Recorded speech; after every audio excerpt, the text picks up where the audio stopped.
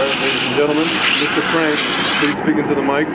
Testing, 1, 2, 3. If anybody could hear Mr. Frank, please respond. Please respond.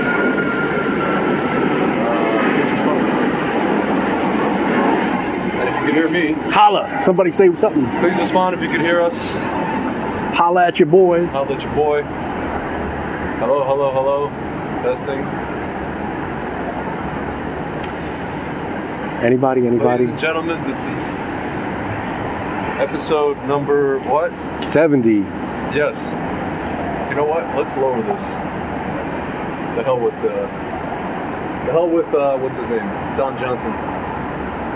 You know, can people hear us? Is it? They could, I guess. I don't know. Nobody logged in yet, so. All right.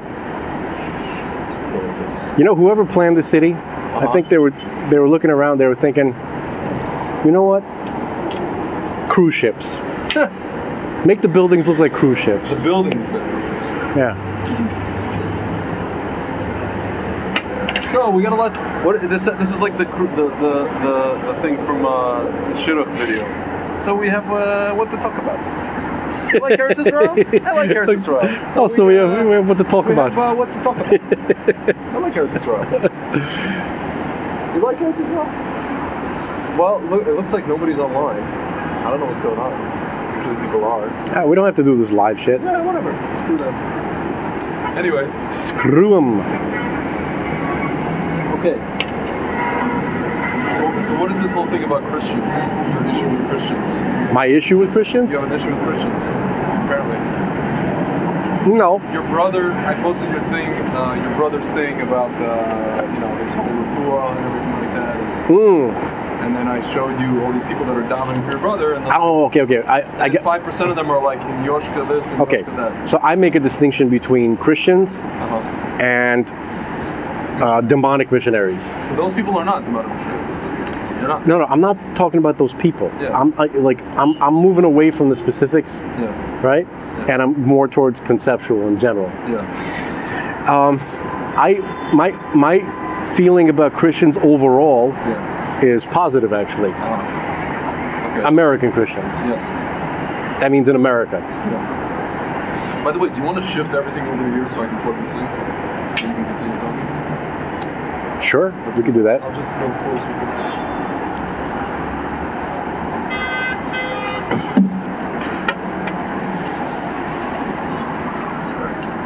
Ladies and gentlemen, we're just doing some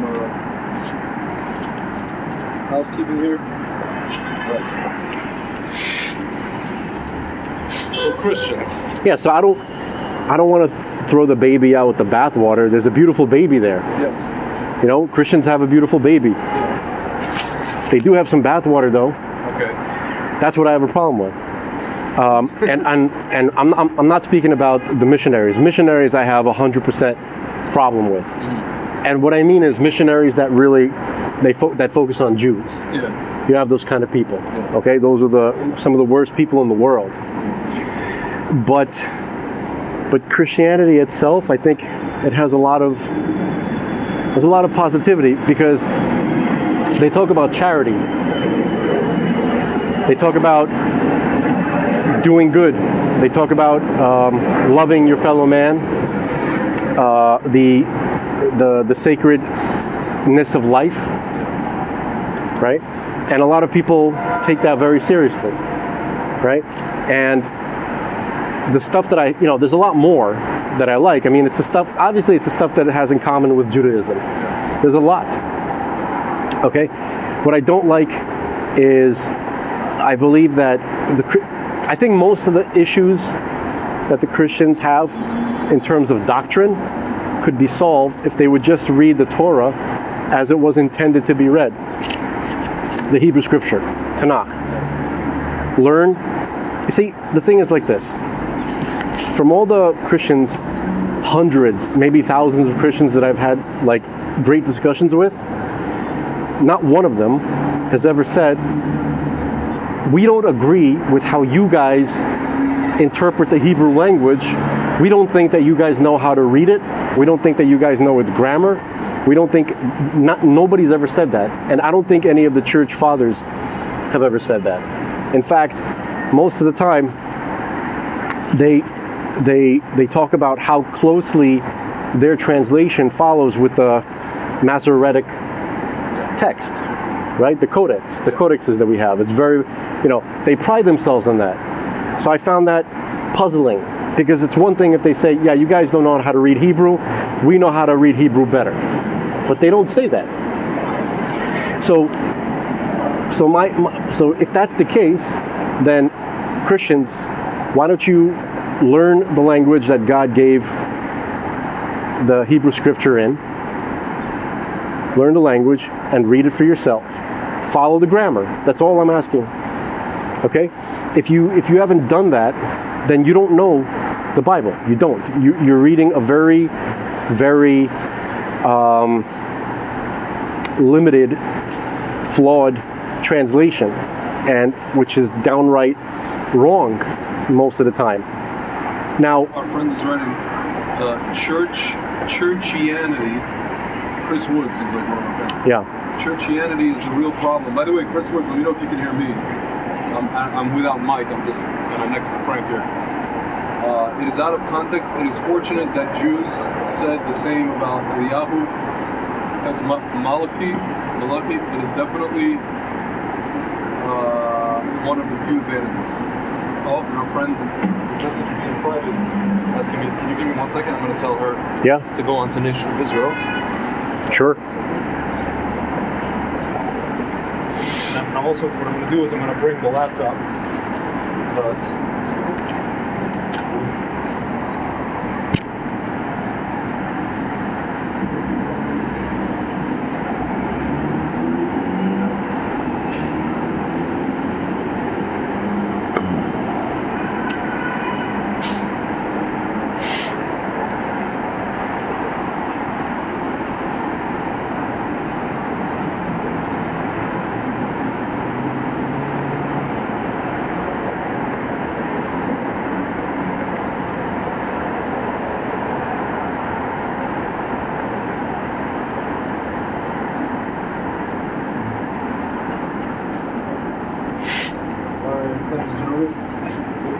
Jess. Oh, is he talking about Yoshka? Who? I don't know. He just wrote I think he was talking about Yoshka, this guy. I'm not really sure what he was referring to. The one whose name you don't say. Oh, he's talking about. Okay, fine. He said it is fortunate that Yoshka said the same about Eliyahu and Malachi. Is definitely one of the few advantages. I don't know what that means. Not sure either. Yeah. But we'll continue and then we'll investigate at a later time. Good. But, so my main point is that that's the first issue that I take. Yeah. I take umbrage with it, with the fact that Christians are not encouraged to read the Hebrew Scripture, the Word of God, in the language that God chose to give it in. There's no accidents. It's not arbitrary. Yeah. It's a special language. God chose it for a reason, and it's the language of man. It's not just for Jews. It's God's language. Okay? If you're into God, you want to learn His language, and you can do it. Christians are smart; they can learn. Yep. Okay? And I think it's a serious problem that the church fathers didn't promote it, and one could be even suspicious, because why didn't they promote it? Because it's replacement theology. No, but right, no, that's clear. But the reason why they don't promote learning of Hebrew properly and of reading the text in the Hebrew with careful grammatical analysis, I don't know if I said that right, but is because they're scared that you're going to come to a different conclusion than the one they want you to come to. That's my view. Okay, but aside from that, like obviously, the Trinity doctrine is extremely problematic. I mean, we could discuss verse after verse how that's problematic. Okay, Christians like to bring up the name Elohim a lot, as one of their proofs how God can be plural, more than one. But that's not the correct understanding grammatically of the word Elohim. Yeah. Okay? if they knew the root ale, Yeah. actually Elad, there's a Aleph Lamed Hey, Yeah. it means power. Yeah. Okay, so Elohim is a word which means the powers of God. Powers. Yeah. And It doesn't relate to like when he manifests himself in nature. in nature, right? God shows himself.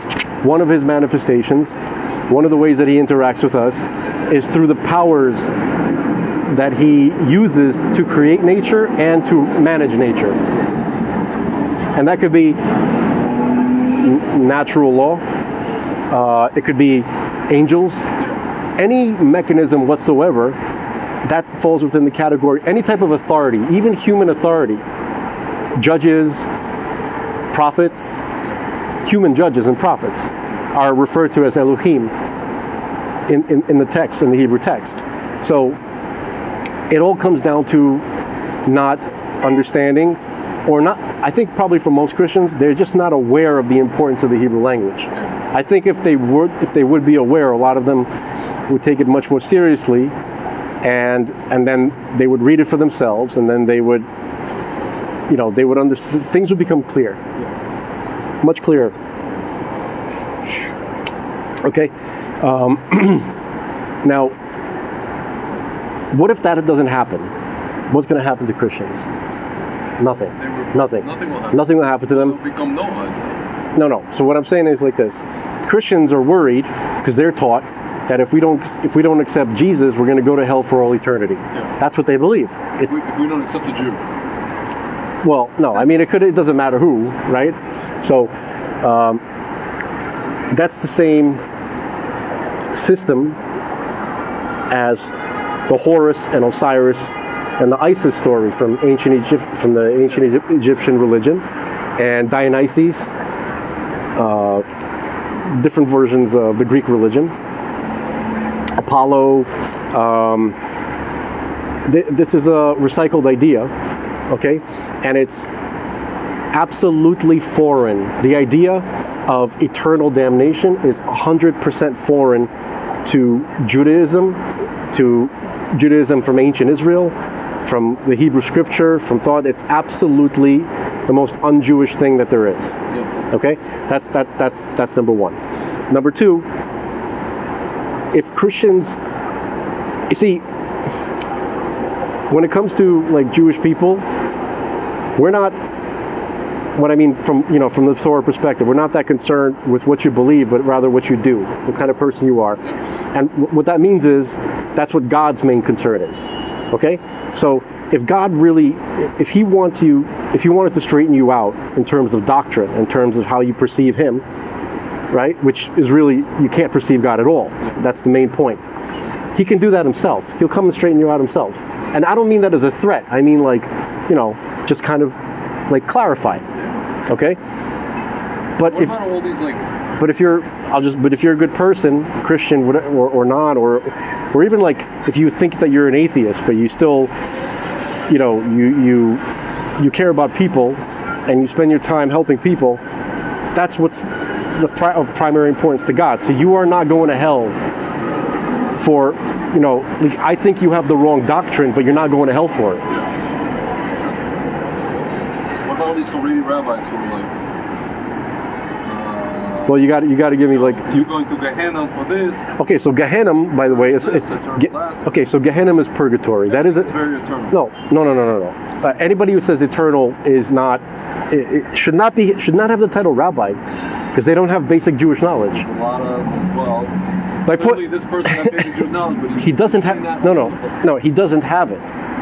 He doesn't have basic Jewish knowledge. You obviously know what I'm talking about. I'm not going to get into his name, but whoever says eternal this or eternal that, when it comes to punishment and purgatory, doesn't understand basic Judaism. Okay? So that's very odd. My friend Jalala is saying it's hard to hear me. I can hear you, but it's hard to hear me. Can she hear me drinking beer? She can hear you doing everything, That's not good. I know. So you know what we're going to do? Give me a second. 1 second.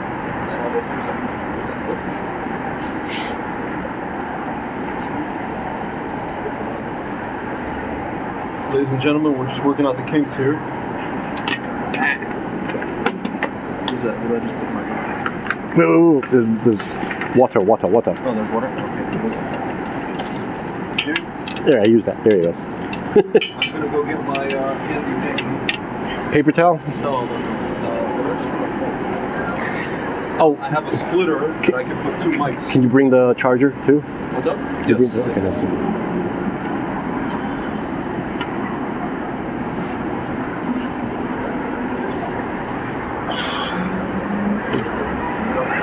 Like this? Thank you.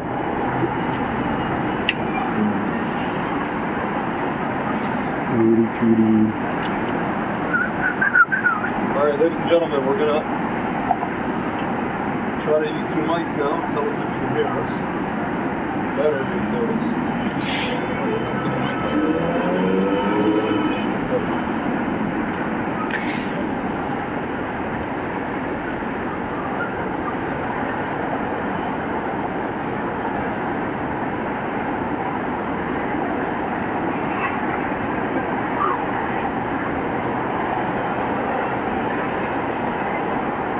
It's a long mic, right?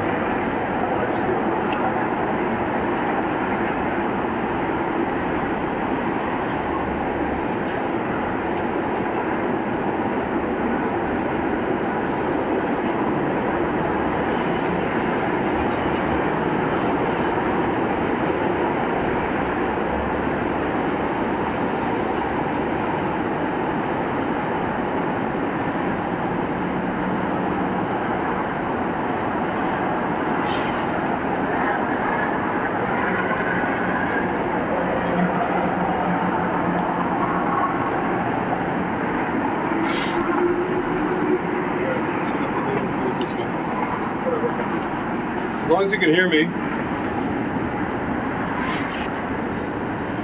please let me know. You can plug that into the computer. Can you do it, please? I don't want to get in front of the camera. Our friend Frank doesn't want to be in front of the camera. Pick that up. Our friend Frank's wife doesn't want him to be in front of the camera. Completely, have any problems. Folks, I'm not as ugly as I tell you that I am. It's more of a shtick, really. It's more of a shtick, and he doesn't want to be. I mean, I'm ugly, just not as ugly as I make your out. Settings and data would no. Wait, your settings and data will be accessible. Okay, whatever. That's fine. Okay. All right, we continue. So where were we? Oh yeah, I'll say this. Let me tell you this. I'll tell you this. I'll tell you this. I'll tell you this. Give him a cookie and go away. Yeah. I'll tell you this. Yeah. You know? Rickles. I would get on a Rickles binge. Yeah. All of last week I was watching Rickles on Carson. Yeah. Rickles on Carson. But here's what I'll tell you. I love Christians more than their religion. The person, the people, are beautiful people. I think they outshine their doctrine. Yeah. That's how I feel. Sure. I hope nobody. I don't say this. My intent is not to offend. Yeah. Generally, I don't care about offending. Yeah. Sometimes I do. Yeah. This is one of those times where I prefer if a person know that my intention is not to offend, but that is really what I think. That's all. It's not in a mean spirit. Yeah. I hear. So. And the best people that I've met have been Christians. They just happen to be Christians. Yeah, they're great people. Listen, a lot of your. This is another. Like, I'm just speaking from my own. Here's the thing that all these Arab Orthodox Jews had a problem with the fact that your brother, for example, there's not that many. But they're very loud, and apparently one of them is leading the charge against your brother. Yeah. And one of their things is, well, apart from the fact that your brother is allegedly, supposedly, thinks we're a Mashiach, as do you. They have. I don't know if that's true. My brother. They obviously have. So they think that he is a Mashiach. I don't know if it's true or not. Whatever it is. I really am not. I would have my doubts on that. But whatever. I'm saying, let's say these people are from the mainstream. Let's say what we call snag world, snag and snagdim. Right. So they're from the snag world. They happen to come from the snag. I haven't met people like this from the Chabad world. even the biggest, some of these people who are like left of center in the Chabad world, which I've met, not one of them has gone against your brother. I met one Chabad person went against your brother. No, but he's like cuckoo. he's So off, most of these people are off the rails. why Jewish, whatever, mono-Orthodox, whatever you want to call them, Flatbush, whatever. Not to say that all those people are like that, Chas v'shalom. And what else was it? Oh yeah, so their main problem is that he's supposedly a Meshachist, and that he goes to Christian conferences and speaks to Christians. That's their main problem. That is one. There's a lot of problems they have. That's not but their. in terms of theologically. That's what they think their main problem is. Their real problem is much worse. No, obviously they have bigger problems than that. But I'm saying like they in terms of theologically with your brother, these are the problems that they've voiced. They've enunciated those from a theological standpoint. So I would say your brother goes to, like you said, he goes to speak to anybody who will listen to him. You know, he talks to Shmalik Shmones. As much as that's like kind of a little bit, you don't really want to be doing that. I think that if I could choose who to speak to, right? Like remember, if we're trying to live according to reality as much as possible, the truth, right? Truth Fanatics. By the way, we're changing the name of our show, folks. Truth Fanatics. Yes. Truth Fanatics. Ho! Oh man, he's not gonna. Why can't anybody? Live on Broadway. You know, I can never get a clap going, like a group clap. No one wants to clap with me. All you get is a golf clap. Yeah, I get. Boy. Yeah. Sexual chocolate. Sexual chocolate. Here, guy in the back. Give it up for sexual chocolate. Good, clean girls. Yeah. Go to church. Yeah, you ain't gonna find a good girl. Tonight, there's a gathering tonight. At the McDowell. Yeah, you gotta go. Good, find a good, clean girl there. Shit, that's where I'm going. There's a pattern shoot. That's where I'm going. You and me, no facts in well, that's where you. F you. Who next?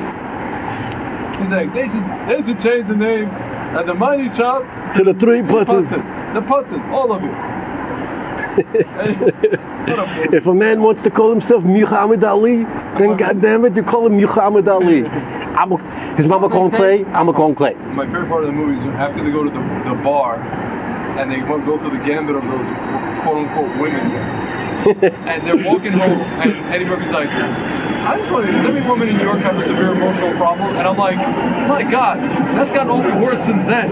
Much worse.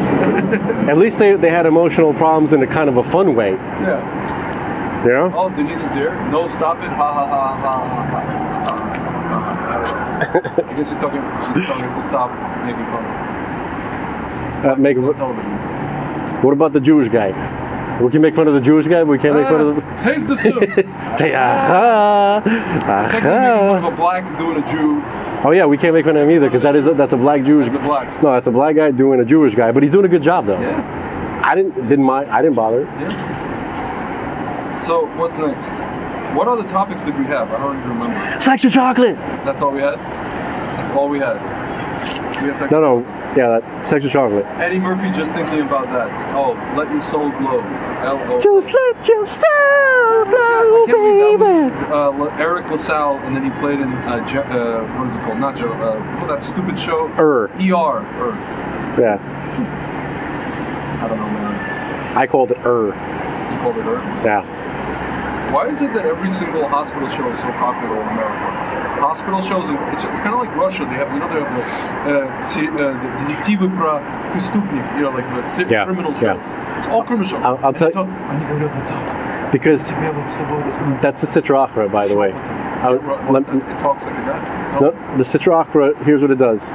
It takes what is the most tragic part of the society where you live. Yeah. In our case, obviously, it's the hospital system, right? Yeah. And has been for a while, and it makes it no, but more. They make like high school. But affairs and yeah. But that's a side thing. Uh-huh. What they're showing is how dedicated and brilliant these doctors are. Yeah. And they're all so dedicated, and they'll do anything to save their patients, right? And they're flawed in other ways, but when it comes to doing their job, they'll do anything, right? That is so not true. Yeah. That is not the hospital system. They're they don't, here's like a Louis C.K. He did this bit, which is probably based on the truth, because I've seen this. He was talking about I think it was either his mother or his grandma, and he took his grandma to the doctor, and he goes, it's amazing how when you're young, right, they will figure out what to do for you. Like, they will fix you, they'll turn you into the $6 million, Lee Majors, right? But once you get like 40, they don't care at all, Where my doctor's home, I was like, Doc, I keep getting these headaches. He goes, yeah, just take a leave. Yeah. He goes, just what, forever? He goes, yeah, just keep taking it, Yeah. He goes, isn't that gonna do something? He goes, oh, it'll mess you up over time. Yeah. He goes, oh, okay, so it's just that's just it. He goes, yeah, just take 10 of them, whatever, They don't care anymore. Yeah, okay, and then he was talking about how he brought his grandma, and the doctor said to him, yeah, she was at a nursing home, and the doctor at the nursing home said, yeah, she can't see because she has like 9 tumors in her head. And then Lucy Kay says, I swear, he almost said her fucking head. She has like 9 tumors in her fucking head. He had to stop himself, right? Yeah. He was amazed at how little of his medical school education he used for my grandma, right? So that's really what the medical field is like. Okay, and there's no house. No, there was no such thing as. Okay, but they want you to they want to make you think. Who figures out weird things. Yeah, they want to make you think that your doctor is Sherlock Holmes, right? So you have the perception when you go to that place. No, Sherlock Holmes, your brother. There is your brother Sherlock Holmes the shit out of COVID. Yeah. In this whole situation. Not just COVID, by the way. He was everything. The whole transhumanism and everything. No, but even when he was just a regular country doctor, as the New York Times said. He was a brilliant doctor. Yeah. He saved tens of thousands of lives. Yeah. Seriously, that's not an exaggeration. Okay? He was always a fantastic and will always be a fantastic doctor. Okay? Oh, so why don't I show you that video of speaking of Christians, that pastor, and there's a lot like him talking about Schmender problem. How come, and I asked you, how come rabbis don't get up and talk about this problem? You said it's something that goes without saying First of all, community. But that's BS, because these same people who are going against your brother, they're also for the Schmenz. Wait, back this up. I got to back you up. Okay. There's many, many, many, many, many rabbis who talk about it, and they talk about it like openly and unscared, and they say, exactly. No, I wouldn't say that. I would say half. Okay. Well, maybe more. Okay. But there's tons. I've seen. You're not really going to find any rabbi who's popular, let's say, on YouTube. Okay. Right? And I'm talking about Orthodox. When we say rabbis, we're talking about Orthodox. Okay, conservative, we don't count as rabbis. Okay. Reform, we don't count as rabbis. Okay, I mean, so however you feel about that, just so you know where we're coming from. Right? So there's no right. I'm just. Sometimes it occurs to me that not everybody is fully on board or fully understands where we're coming from. Okay, it can be confusing. So none of them, not one of them, has ever said a single good word, God forbid, promoting trans anything. Okay? So the only difference between them is how severely they, the tone, the severe tone in which they use to criticize it. That's about, you could argue that some of them don't take a strong enough tone against it. Yeah, that's what I mean.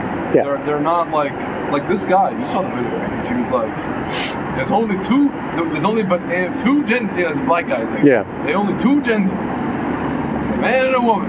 He's going into this whole thing. Like, I can actually see it. I don't have it on my. I have it on WhatsApp. I want to pull it up.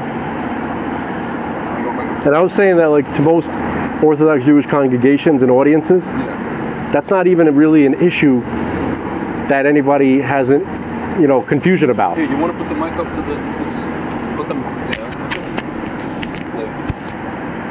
Just a moment. There's something else I'm not supposed to say. Ain't but two genders.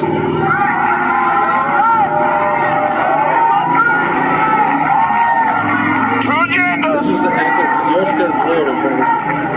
Yeah. So, ain't nothing but men and women. already see WRL out there. They got their licking their pencil rounds, trying to write fierce as they can. Get every word of this here. Get every word of this. You can go to the doctor and get cut up.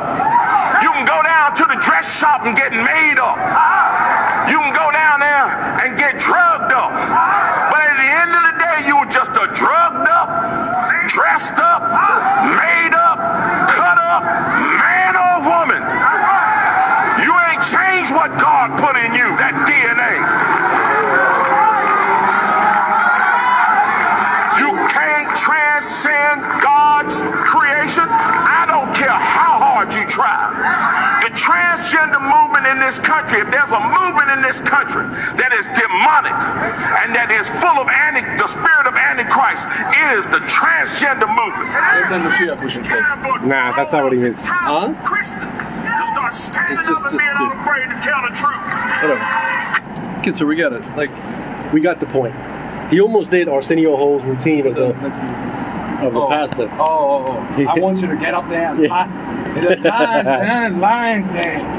Daniel. No, but when he was saying that you want you to tie that can't, knot. he said when you can't change.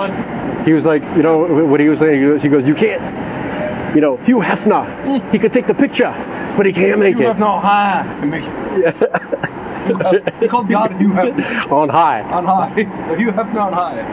Which you know, just from a, I mean, makes sense. I mean, obviously that's a little bit risque, but on a certain level, hold on. Level, it's amazing. No, because there's something there. There's a kernel. Yeah. People don't make that connection. Yeah. You know, they think like when you see a beautiful lady, right? Yep.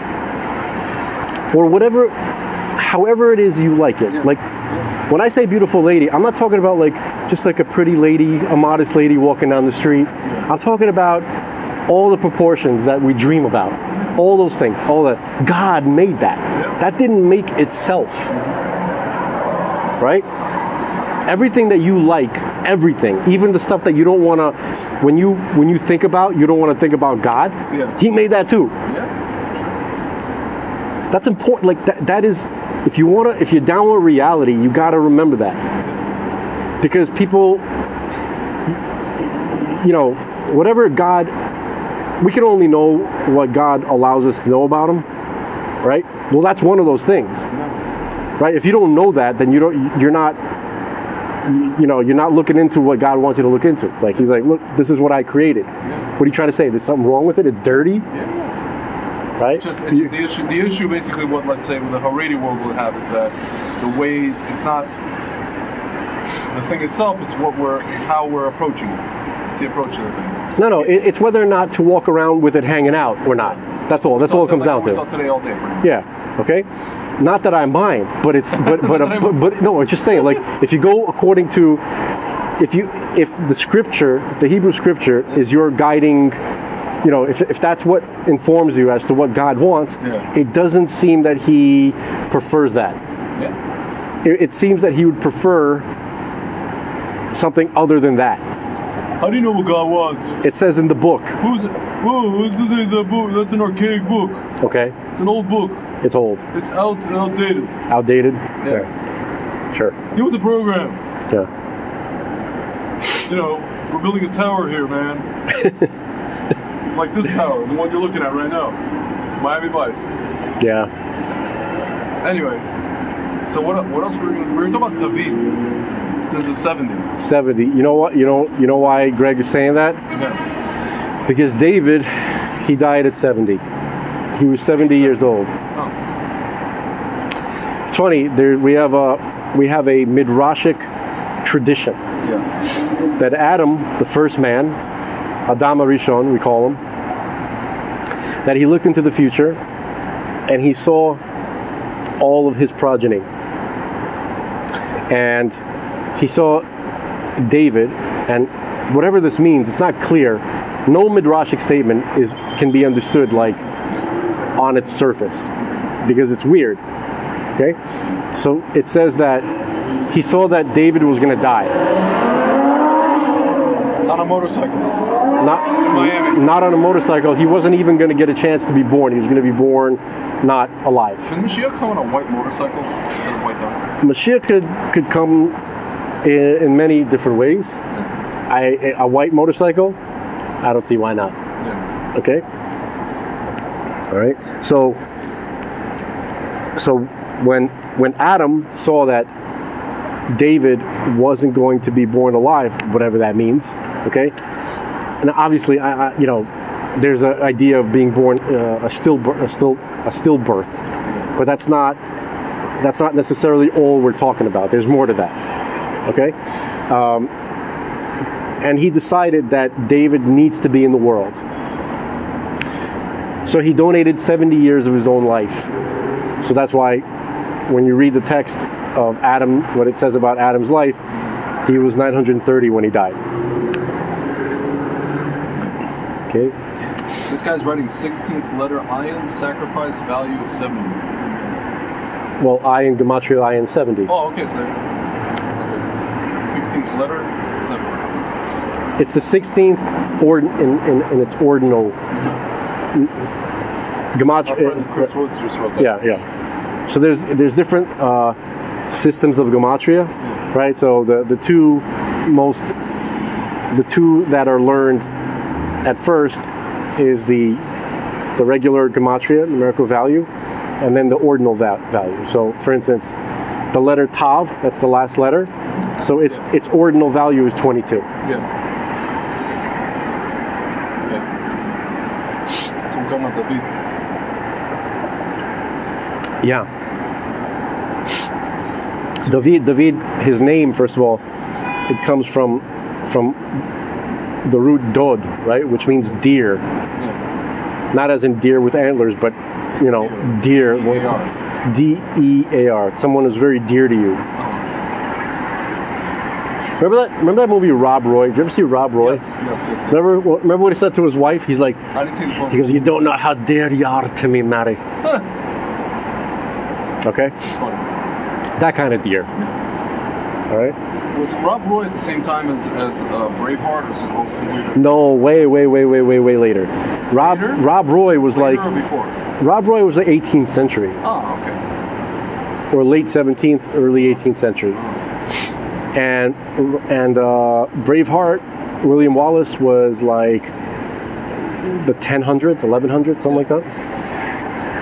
Maybe 1200s, actually. I was watching, yesterday I was watching the show on Netflix, The Last Kingdom, and it's basically depicting like what England and Denmark and all these people were before they were what they are today. So it's basically all these like tiny little tribes with their own kings.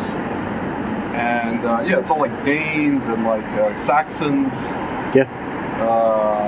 And they're kind of Vikings, not really. I mean, they are Vikings essentially, sort of, but not really. They're not. I mean, they were Vikings. Yeah. Basically, as they started moving southwest, from northern Europe to southwest, they started becoming less and less Viking-like. Yeah, they're kind of. You can see like they're kind of like not as grizzled. I mean, they are grizzled, but not as. And then you just see kind of like this whole thing of like whatever they're trying to like figure out like who they're gonna, what are they gonna alliances are gonna be. They became more refined when they adopted Christianity. So that's what they're showing. Like there's like a abbot, there's a priest. Why? Because Christianity prohibited adultery. Yeah. And even in that show Vikings, it'll show you that like it was not uncommon to invite guests into the bed with you and your wife. Yeah. No, they even had a thing. They're like, he's like the main general of the king. He's like, oh, you spoke to the king's sister. They spoke together, like they spoke in private. Yeah. It's like Shlomo Nagida. It's like you can't. Yeah, no, they began to take that seriously. Yeah. Okay. Also, they stopped child sacrifice, which was common with the Vikings. Okay. They stopped human sacrifice in general. Yeah. Okay. That's always good. That's a good development. Yeah. Okay. That kind of stuff. It made them a little bit more refined and have a little bit more sanctity, or appreciate the sanctity of life to a much greater extent than Vikings. Also, they weren't trying to die like Vikings were. Vikings couldn't wait to die. The whole thing was like, I'm not. Very similar to Islam in that respect. Go to like what, Valhalla? To Valhalla. Yeah, and you can only go there by dying in battle. Uh-huh. There was a great movie. That's why they want to fight. Yeah, there was a great movie It's called Eric the Red Yeah. with Tim Robbins. Remember that movie? It was like there's a lot of the Monty. It was like produced by the Monty Python dudes, right? And it was such a funny movie. So you had like two friends. One of them was a berserker, you know, right? And he would always go. A berserker were the most fearsome warriors from the Vikings. It was a sect. They're almost like a priesthood, where they would begin to convulse, and they would go insane. They would get into some kind of Agent Orange trance, right? Where they would. It was with Tim Robbins. With Tim Robbins, yeah. Eric the Viking. Eric the Viking. I'm sorry, yeah, Eric the Viking. Yeah. Okay, so they would go crazy. They would like start foaming at the mouth. But the problem is, they wouldn't care who they kill anymore. Directed by Terry Jones. Right. Like they would just kill whoever is nearby. Right? It was their own guys, right? So if you let the berserkers out on the battlefield, you got to kind of let them go first. That kind of, okay? Anyway, well, so one of the friends was that kind of guy, but he could never go berserk at the right moment. Right? So, and then his buddy was just kind of like a regular Viking, and his buddy would tease him. He would tease the berserker guy, right? And he's like, I can't wait to go to Valhalla because I'll see my grandfather. And then his friend says, he's not there. That's a huge insult, right? No, because he didn't. Mickey Rooney played his grandfather. Mickey Rooney played Tim Robbins' grandfather. Right. These are two other characters, right?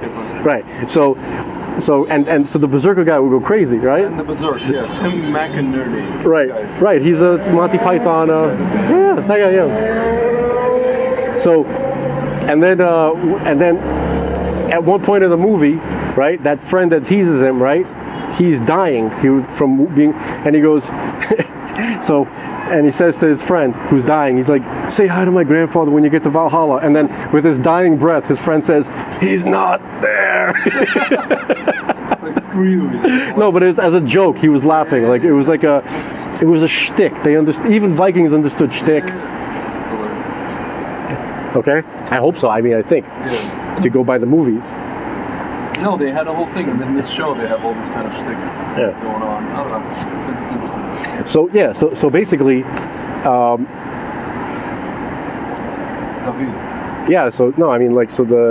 the Vikings, they had this thing where you had to. It's good to die in battle, right? So they didn't like hold life very sacred. Okay, and it was totally legitimate. If you don't like somebody, or if somebody has something that you want, for instance, a mate, right? You can go and just kill that man, and take the woman. Okay, all of these things were kind of just acceptable. When they became Christian, a lot of that just went away with some work. Yeah, absolutely. So I guess in a way, like the Nazis were trying to just bring that whole Valhalla thing back, because they had the whole Norse mythology. Yeah, they had the Norse mythology worked into their thing, not just because they were just kind of like, what do we need this, like, they went as far as the Jew. It's really the Jews' morality. The Jews gave us that. Right. See, it was kind of a secret. Like they didn't really publish those ideas to the German public in general. Right, and also the idea, like where I think it was in Mein Kampf, where Hitler said that the Jews, they committed like 3 great circumcision, conscience, and something else. Circumcision. There's 2. No, but Christianity was one of them. Okay. So Hitler considered Christianity a Jewish plot. Oddly enough, that doesn't make any. It probably was. It was Paul. No, dude. It wasn't a plot. It was just. It wasn't a plot. Like Christianity, dude. Nobody. We didn't ask anybody. No. It was When you're talking about Saul, it actually was not founded by Jews. It was founded by Gentiles in the late Roman emperor. No, that's already developed. Right? No, but that's where the real Christianity we have today, the doctrine, the creed, that was in like the year 300. But the fact that something went off the rails, that the initial thing was Saul and his guys. So generally, perhaps with Saul was like he changed the Sabbath from Saturday to Sunday. I think he wanted the non-Jews to go, probably. That's what it was. No, because He made it easy. Well, The whole kosher food thing. no, but hold on. Let's go back to the Sabbath thing for a second. The reason he did that was because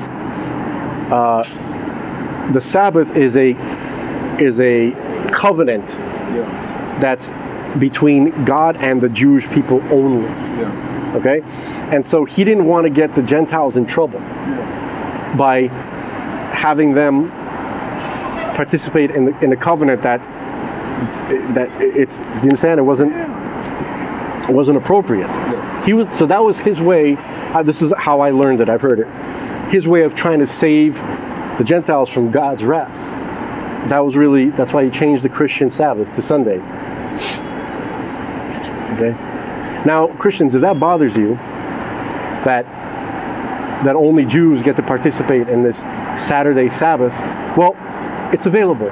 Yeah. All right, it's available. Just step forward and take it. Funny, man. There was a guy in Texas who wanted to supposedly buy my wine, and he was like, "Yeah, man, we do the whole Seder, we do the Shabbat, we do this." He's like, "Can I tell you something?" He's like, "We really gotta sold the bill of goods here with that Jesus guy." This guy, for a year, he told me he was trying to do old tzitzis, and he was trying to convert basically for a year. Yeah. He's like, "I really tried, man, but I realize now maybe Noel Hyde is a better, path." He's like, "Yeah, but we have this." It's basically like sort of a messianic, one of those churches that keeps, they do the whole Pesach Seders and all this. Yeah. This new thing. Yeah. So he's one of those guys, but it's just interesting, man. I see these people all over the place. They're all over the place. People who are just like Christians. Like this woman who interviewed your brother today. She's talking about Hashem and Hasatan. She's from Tennessee. Yeah. Hashem, put you, Dr. Zlenko, he put you on this earth for a reason. And Hasatan is going to do this, and he's going to do that, and he's going to try to do that, and this. And Pesach is coming, and this and that. And these people are like, yo, I don't know what's going on with it. It's amazing. No, but that's because it's a sign of the times. Yeah. It's a sign of the times. Even though, look, that is true. I'm just getting so sick of saying it. I'm tired of signs. Yeah. Enough with the signs already. Just, let the thing occur already. Dude, I was gonna say, how we know that whatever your brother's saying is true? Because you see, with the Nazis, right? He said a lot of the stuff was secret. Or if people knew about it, a couple people knew and they tried to tell everybody else, nobody believed it. Or the people ran around telling, this guy, did you read his book when he wrote that one he wrote in 1925? Oh yeah, he's a kook. It's like, did you see Yuval Noah Harari's video from 2 years ago? Did you see what Shmab said 4 years ago? Yeah, but he's a crazy person. All you gotta do is listen to people. Just listen to them. Yeah. And then watch things unfold. And then just just like then, back then, people couldn't make the connection 15 years later after the guy wrote the book. Oh yeah, he's this crazy guy. And this crazy guy wrote the book, got into power. And then nobody was thinking about the book. They were thinking about how the flipping get the hell out of it. Or, I don't know. Are we really being sent to the showers, or are we, dude, I don't know. I told you, I was watching people in the airport on the way here in Newark, and I'm just like, dude, if they were told, okay guys, we're going to the showers, actual showers, here we go. It's just, I don't know, it's scary. The whole world would go to the showers. They are going to the showers, essentially. Yeah, I mean, right. They believe it. Some of them believe it. The showers are good. Right, there's no gas in this. There's no Zyklon B in the showers. If the Jews would have known that out of the shower heads was going to come a death gas, they probably would have not gone so willingly. Isn't it something about the same thing? One thing, they literally thought they were going to take a shower. Yeah, because they told them the Nazis told them something reasonable. They said that with such crowded camps, disease is going to run rampant. So people have to be clean, or else it's going to get out of control with viruses and bacteria. It's absolutely insane. It's almost the same tactic. Yeah. It's like you talk to people, and they're like, hey, you tell them, this is a 99.5% survival rate. But who wants to be that 0.5%? Dude, I mean, you come to a guy, you own a motorcycle. How many people die on motorcycle? Yeah, but they never say, I don't want to be that 0.5% that dies on a motorcycle. They just go on their motorcycle and they go wherever they're going. It's just like, I don't get it. It's interesting. Psychology is interesting. Can I read you something? I made a comment on something that Jenna Ellis posted. A lawyer, one of the Trump's lawyers. Pretty girl. Yeah. As we say in Russian, she did not smokestack of the Fox News contingent. I hate Fox News passionately. I do too, because you know why? Because they hired what's his name? No, because Fox News is the snake. No, they hired. Yeah, I know. They hired Jenner. Look at that. That's just like, that doesn't surprise me at all. It doesn't bother me. You know why? I think it's so stupid that he's still conservative. I want to tell you why that doesn't bother me. Okay. It bothers me, but it's also I'm already numb from Fox for many other reasons. Yeah, understand? They've already transgressed for so long. In fact, I believe like Fox News is the rhino of news outlets. Of course. Okay? Because what is a rhino? Why is a rhino worse than a Democrat? Because the Democrat at least tells you what they want, and a rhino is just a Democrat that makes you think he's your friend. Who's the more dangerous of the two? Yeah. Fox News is that for the news. They're the worst of all the news. They're the biggest liars. They are there to make you think that we still have a country. Because they talk about like polls, like, oh, look, Joe Biden's polls are down. Polls? We don't have a country anymore. We don't have These polls are all BS. We don't have a border. Okay? We don't have representative government. We have no border and no representative government. We don't have a country right now. And you're talking about the election polls? What the hell are you talking about? It's like, obviously, they're controlled opposition. You're talking about practice. He's like, I'm supposed to be the franchise player. You're talking about practice. What are you talking about? What are you trying to show me? I'll show you right now. So, I just want to find the Ladies and gentlemen, for those of you who are just joining us, we're here in the great city of Miami. I guess we're looking at the Miami Vice. Miami Vice. It's a great show on televisions. Remember Eurotrip? Miami Vice. That's the same guy, Milic, from Eyes Wide Shut, same actor. Yes, that guy. Miami Vice. That guy is the great. Bratislava. That's Boris the Butcher. Yes. Boris the Blade. Yeah. Boris the Blade. Boris the Bullet Dodger. So we're here, we're talking about... Why do they call him that? Because he dodges bullets, Avi. Bullets, Avi. He's like, do you have anything to declare? Yeah, don't go to England. Okay, here we go. Okay, so Jenna Ellis posted something a few hours ago, and she made a statement. She says, Biden has literally capitulated. And this is in a response to an article where, for some reason, it says Biden, this is conservativebrief.com, it says Biden has surrendered. Yeah. Joe Biden goes viral for kneeling in photo. Right? President Joe Biden is under fire again after he was captured in another bizarre photo. I don't like somebody who's captured, even in a photo.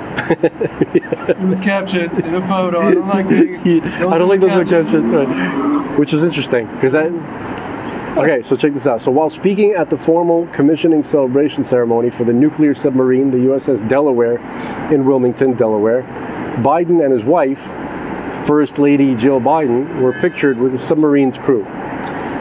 Quote, "It's always a good day when I get to celebrate Delaware or spend time with service members and their families or introduce Jill," Biden cracked, after taking the stage during his remarks, introducing himself as Jill Biden's husband.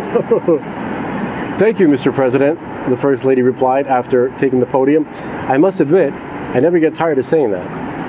Okay. But during the class photo, Biden can be seen knelt next to the First Lady, who remained standing. All the sailors also stood during the photo. Okay? So, unclear why Joe Biden keeps taking a knee in formal photos, but doing it in a photo with Navy sailors is bizarre. Okay. So I'm not going to read the whole article, but that's the main point. So Jenna Ellis is like, Biden has literally capitulated, right? So what I think that is, I don't think that people think that Joe Biden is like this, you know, they're talking about him like he's George Bush Jr. George Bush Jr. is not an idiot, and neither is Joe Biden. Yeah, for sure. Okay? He was told to kneel. Okay? What is going on? Why? What purpose would that serve? Okay? He's not just a weird old man. He's apparently the president. Okay? The most powerful person in the world, arguably, right now. Right? At least we're meant to perceive it that way. Yeah. So I wrote, the carefully crafted message here is, quote, old white man, step aside and submit. This is a real deal psyop. They use Jungian archetype images to communicate with people on the unconscious level. The aristocracies of all the civilizations, past and present, have used these techniques. When a celebrity or politician talks about photo ops, this is really what they mean. Okay, so in the last couple of episodes, me and Greg, we were studying the symbolism, or you could call it the occult symbolism, that the various priesthoods and aristocracies have used throughout the centuries, all the way up till now, focusing in our time in the symbols placed within cinema. Yeah. The book is called Cinema Symbolism. Okay? And he talks about how all of it can be, if you study Jungian archetypes, there's a psychologist called Carl Jung, in the 20th century, where he talked about that all religions, all cultures, they have the same archetypes, okay? Which are these like characters that everybody automatically is familiar with and relates to, and that we're born with them. He talks about a collective unconscious. What is it called? The names. Animus. So you have four central archetypes: the anima and the animus. The animus is the male. The anima is the female. Then you have the shadow self, and then you have the self. And then persona. The persona. Persona. Actually, no, I'm sorry. The persona. It's No. actually four, but it's like the persona, the shadow, the anima or animus, depending if it's male or female, and the self. Yeah. So the self, right? So the self is all of that put together. But the persona is the face that you put on when you are dealing with others. Okay? But surrounding those central four, you have 12. Okay?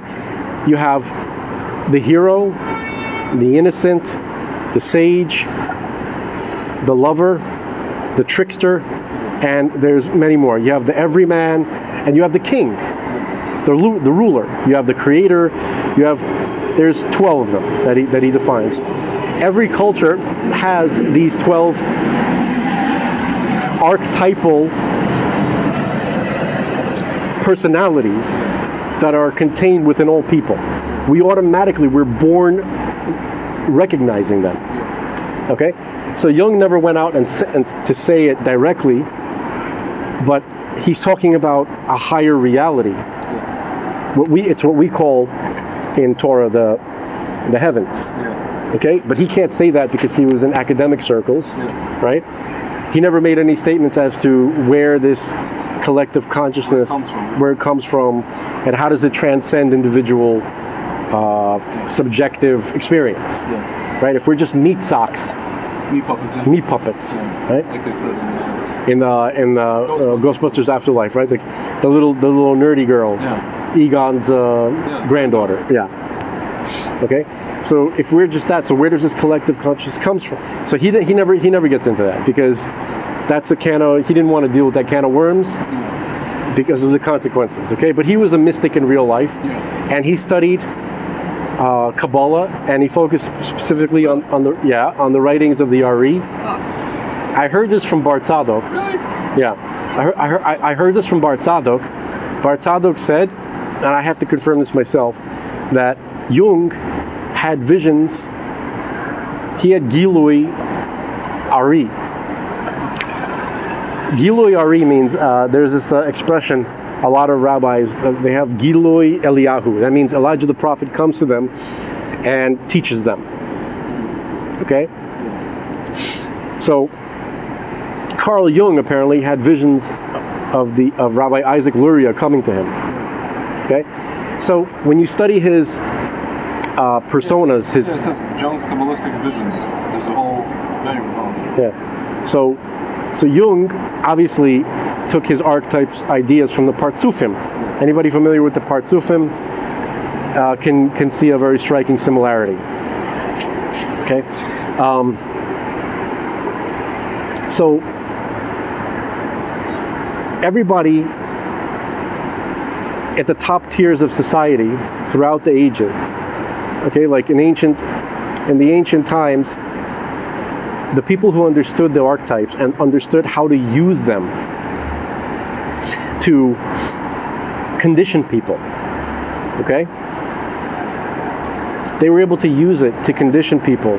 They were able to use the archetypes to influence people and to control them, because they knew that everybody has to respond. Okay, so when you see, just to apply it to the situation we're talking about here, Joe Biden kneeling, what is being communicated? The king, right? The ruler archetype, right? What's happening? He's kneeling, right? He's submitting. So they are communicating. He keeps doing it, right? He didn't just trip one time. A bunch of them, the senators who did it for the BLM. Here's another one. When Harrison Ford, when his character Han Solo was just killed off almost immediately. Yeah. You know, early on in the. And he got a kick out of it. And he got a kick out of it because he's one of those guys. Yeah. He's like, yeah, push me aside. It's time for the white man, the old white man, to get out of the way and let you youngins take the reins. Yeah. You know, and you know who else? David Bowie was one of those guys too. Howard Stern, and even though he made a joke out of kill the white man. You know, it's like, I'm here. He's like, right. The black weatherman. He's like, I'm here. He's like, kill him until he is dead. Whatever. Yeah, whatever it was that people loved about Howard Stern is long gone. Oh yeah. Whoever that is, it's not him. It's not the same guy.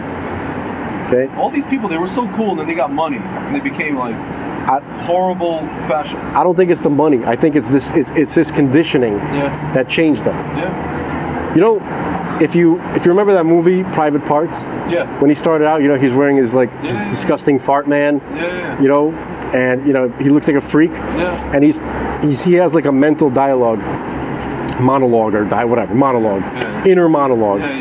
And he's walking backstage and he sees all these performers. And he's like, you know what? He goes, you know, most of these people in Hollywood are devil worshippers.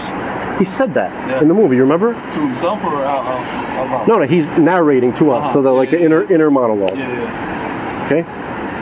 And it looks like they got to him. Yeah. Okay. Can I read you this thing? It's from a website called tikkun.org. Yeah. So it says, when Sigmund Freud was first introduced to Kabbalah, he exclaimed, "This is gold." Carl Jung expressed a similar excitement, going so far as to say that the Kabbalistic writings of the Rabbi Beyer from Meseritz anticipated the Maggid of Meseritz. Anticipated my entire psychology in the 18th century. Freud and Jung's excitement arose from a central paradox with which Kabbalah wrestles, that evil, which by definition is diametrically opposed to good, is at the same time its very source. Creatively articulated by Isaac Luria, Arizal, the 16th century mystic whose writings form the backbone of contemporary Kabbalah, this idea of light hidden in the darkness is also a basic psychoanalytic idea, having to do with making the unconscious conscious, as well as connecting split-off complexes to the wholeness of the self. If we don't acknowledge and pay our dues to the darkness, it will take its due on its own terms, like the return of the Freudian repressed with a vengeance. We were just talking about darkness when I got into your car. Yeah. Jokingly. Here's one starting place for understanding what it could mean for evil to be the source of good.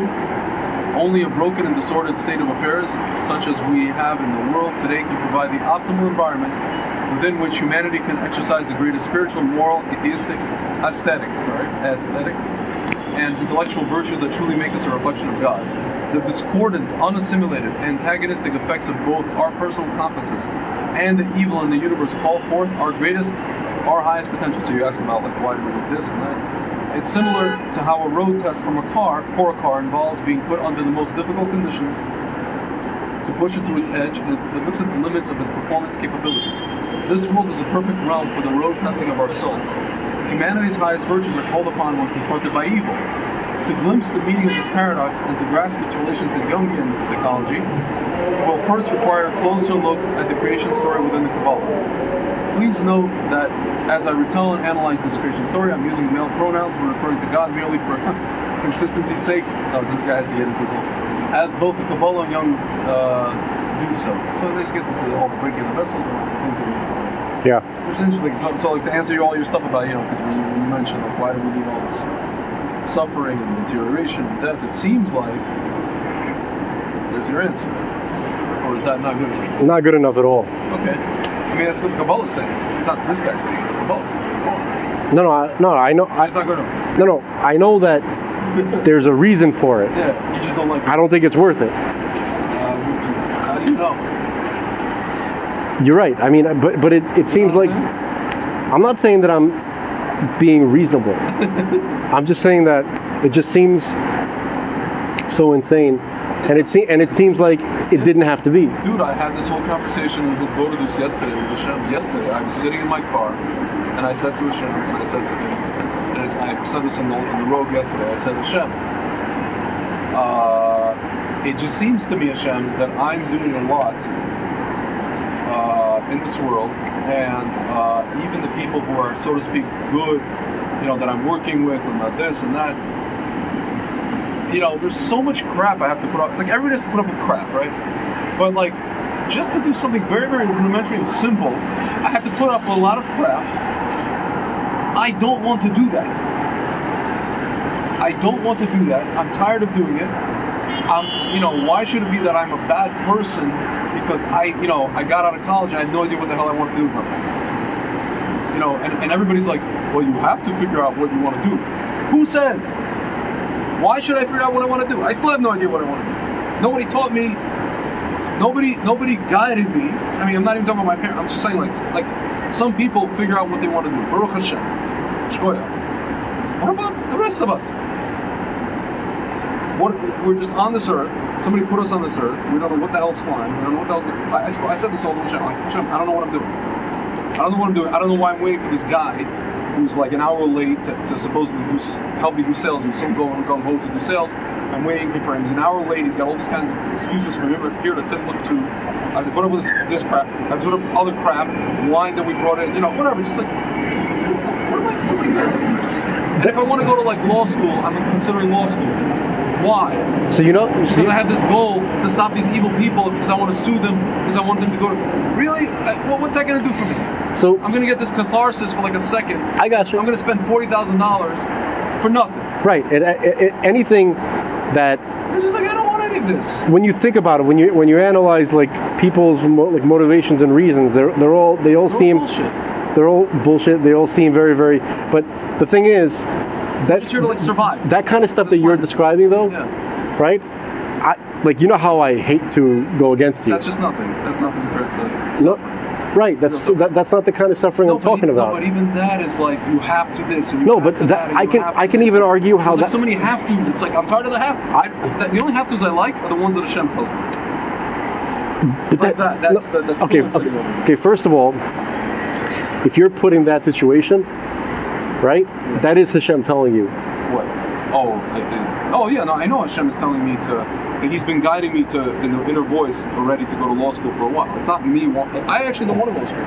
I just have this inner voice that keeps hinting to me with remez and signs and simanim. Dude, you got to go to law school. Okay, so that kind of thing. So I have no choice but to. I can even argue. I could sort of see how that kind of thing could be overall beneficial for a human being. Like here's the kind of thing that made sense to me. Like when I was first studying Torah concepts and I was first introduced to the idea of challenges and how they can be beneficial. The challenges that were being described were always like some kind of like striving, like training, right? It was compared to like going to the gym, right? You gotta struggle, you gotta lift a heavy weight. because the result of that will be extra strength, right? Strength and size, whatever. Right. You'll be able to perform better. You'll become a stronger, better person. I'd be willing to not argue with any of that and just go along with it and keep my mouth shut. What I'm talking about specifically is, as they said in the movie Demolition Man, murder, death, kill. That there's no explanation for that. That doesn't fit into the model. You're supposed to just accept that somehow it fits into the model of, oh, it's some kind of a rectification. What about the kitten that had its lips bit off? Listen, it just comes from. What about the cow? What about the cow that's just standing there and it was attacked and ripped to shreds while alive by a bear? That is so senseless and disgusting. I think what you're talking about is the process. You're not talking about the end result. You're talking about the process. I don't care. Right? I'm talking about, because the end result is from Adam and Chava. I don't. That's just that, we come from that and we go back to what I'm trying to say. That's the end. Just hear me out, man, please. What I'm saying is like this. You can kind of get, like, when someone, like, even if, like, I'm walking through the park, Kelly Park in Brooklyn, right? And I got my ass beat by a group of guys. You can even argue how that might make me tougher. And that's a But that was just unnecessary. that's a kind of no. That's a kind of a training. I can even accept that. Okay? But there's some things that are so senseless that don't fit into that model at all. Like the black kids that beat up the Hudson in Williamsburg for no reason. No, Even if he lives. No, that one is. You could also argue because, like, you can't be such a pussy walking around. That's true. You don't be a stick while walking around in the hood. Right. You can't walk around that weak looking. That's true. In this world. It's true. Okay. So I could even argue that. What I'm talking about is like a baby. Yeah. What purpose does it serve God to have a kitten tortured to death? Or a cow, or anything, or a butterfly, anything. Just a baby. The only thing that I would you understand what I'm saying? The only thing that I'm saying is that from your vantage point, it's a good question. But the only thing I would say is that all these things have their place in the what is it called? It's not even saying right. I don't give a shit. They're trying to elevate. No, but they're trying to elevate to be a human. Maybe. I don't. Listen. How do you know? Maybe you were that kid. My point is, because we are dealing with a God who could have done anything, it could have been different. Okay? And I don't care I'm sure the reason is very profound, but I don't get, at that point, I no longer care about profundity at all. I completely break down into nothingness, and I am completely... So basically, it seems to me that you're using your emotion in doing this. More so than intellect. Whatever, that's what I'm saying. At that point, I don't care anymore. Like, my intellect does not serve me there at all. Okay? By the way, Denise is telling me, Tzvi, your true passion is Hashem. Lawyers must defend those who they know are wrong, but they still have to defend them. I started to be a lawyer and changed my mind. But I wouldn't be defending. In fact, in this case, I'd be suing people who are, the murderers, the torturers. I wouldn't be defending anybody. I don't want to defend anybody. Except for maybe, people who got screwed. I want to defend those people who were forced to take garbage and now are, have blood clots and all kinds of shit. That's really the only reason. I have no other. I'm not trying to. This woman, I was at a shop. This woman, heard I want to be a lawyer. Her husband's a lawyer. She's like in her 60s. She's like, no, First she's like, oh, you really? She's like, it's such a snobby profession. I'm like, everybody's got a all the lawyers I've spoken to are people who are like married to lawyers. They all tell me, don't be a lawyer. Or this one said, if you're gonna be a lawyer, go to Ivy League school. Otherwise, it's not worth it. Because there's no lawyers that didn't go to Ivy League schools and who make a good amount of money. There's not one lawyer on earth who did not go to Ivy League school. Lawyers are like... Who didn't go to Seton Hall or something like that. Lawyers are like, there's too many lawyers. We have to discourage... Yeah. Dude, it's just like, this one guy, actually a psychologist guy, a friend of mine, I went to him and I told him a year ago, I want to go to law school. He's like, I don't know, at this point you should be this, you should be that. 40 law schools, I was just like, I'm looking at him, I'm like, he's a good guy, he's my friend, but I'm like, just because you told me not to, I'm just going to do it just because you said not to. Just because you said not to, not for any other reason. Just to show you that I'm going to do it. Even if I don't make a dime. I did it and I passed the thing and I went past the bar and and that's it. Dude, there's people for like 60 years old going to BYO. It's a mindset. Yeah. Okay. Oh, this lady's saying, getting worn out thinking always, what is the reason? Like, what is the reason for that little cat getting... Yeah, no, I can't. There is no reason. That I'm not talking about reasons, by the way. Yeah. What I'm saying is I don't give a damn what the reason is. Yeah. God has a look. Here's what I know. I know that God is going to get what He wants. Yeah. I'm not worried about that. Yeah. You know, like people. You know what people say to themselves? Don't worry, God wins in the end. Yeah, I know. Yeah. That's obvious. You know, what's the big kiddush here? Yeah. We know that's good. God is going to get what He wants. He's God. Yeah. Okay. The question is, how do I want to be a part of it when that kind of thing exists with the kitten and the cow and the baby? You understand? Yeah. I don't. Sometimes I get to the point when I see certain things, I really wonder: do I even want it? I don't want to even exist. Yeah. I don't care. Like, you know what I mean? Like, I don't care. That's my struggle. Can I just take a 20 second? I just need to write this email. I have to use. Speaking of business. I have to use the. I got to use the men's room. All right, it's a little boys' room. No, the men's room. The men's room, Mikey. Men's. Go left, the my men's friend. room, Mikey. Ladies and gentlemen, we're gonna take a little break. Oops.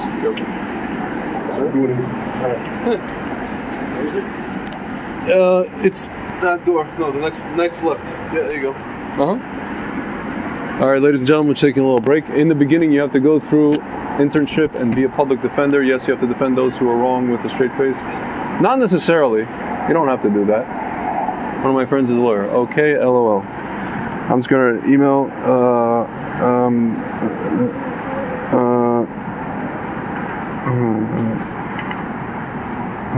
Assuming. Just 1 sec, ladies and gentlemen.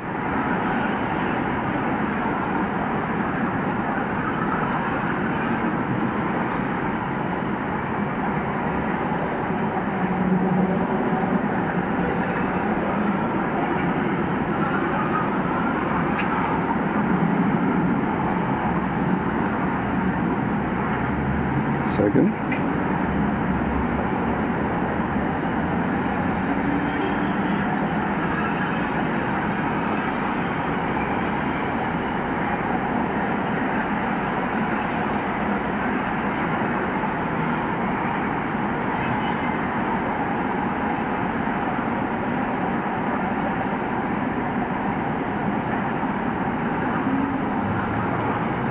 Ladies and gentlemen, if you're just joining us, this is episode 70 of the podcast. Go for your dream tzvi. Well, listen, at this point, it's just an annoying process and bureaucracy and all these kind of things. I just have to kind of get cracking with all these, the tests and all the applications. That's really my only issue. I don't really care so much about, I'm not really concerned so much about having to sit in class and listen to a professor yammer for hours on end. It doesn't really bother me, that aspect. But yeah, it's just a matter of all these administrative things at this point. But yes, my friends. So if you're just joining us, we're here in Miami, as you can see. I think we're looking at I'm not sure which building it is, the Miami Vice building. I think it's this building right here. Oops. I don't know if you could see it. This blue building that I'm pointing at. I think that's the one. Yeah. All right, I believe Frank is back. No, is he back? She's doing the brachas here.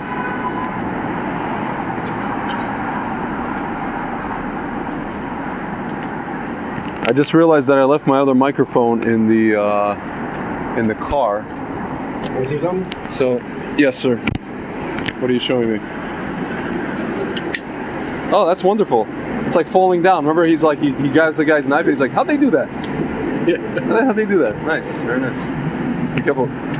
Be careful with that thing. What do you mean? It's for utility. That's what she said. Be careful with it. Yeah. All right.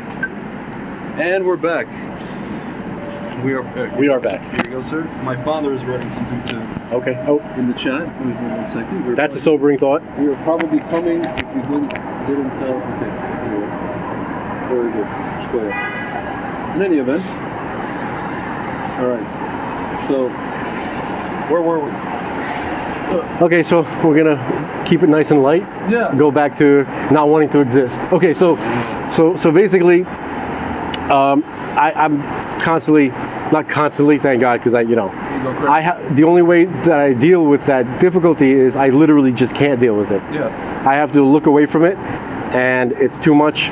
It's like looking directly into the sun. I can't do it. It's beyond my ability. Yeah. So I put myself into a state of denial, and I try to forget and look away. Yeah. Okay? Yeah. And I don't understand people who can look at it directly and say, I understand, and I'm cool with it. No, I think that they've just numbed themselves. They don't even think about it. They're not cool with it. They don't understand. They just don't want to.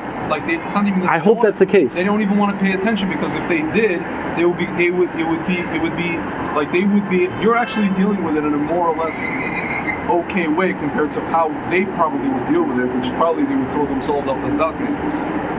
Had they thought about that. Right. So I would do it not because I'm scared of heights. I'm not going to do that. But I would, I take a bottle of. I thought you were going to say what's his name? I take a flamethrower to this place.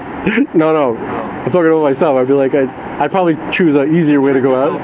Drink myself into, I'm gonna leaving Las Vegas it. Yeah. You know what I'm saying? Or like Nicolas Cage. Hunter S. Thompson with adrenochrome. They took adrenochrome. That's what. Yeah. That was adrenochrome. Did he say that? About. Did he say that's where it came from? No, from kids. I don't know if he said from kids. I just know he did. I remember that. I just didn't know that. Yeah. I didn't think they mentioned kids. Dude, I remember the Hunter S. Thompson, the adrenochrome thing. I don't know if they mentioned kids. They didn't. There's no way. It couldn't be. But what is adrenochrome? That's It's easy. I save so much. Call me Grace. Just call me Grace.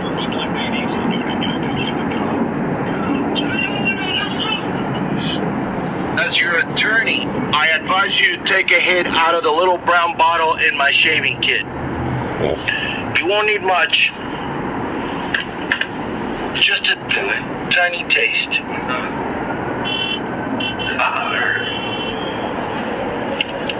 Oh, he said he got it from the Satanist in the movie. What is this shit? That stuff? I can't get it away from me. Pure mescaline. It's too. If that's really what. Hold on. Ginger beer, pure mescaline. Adrenochrome. Hold on.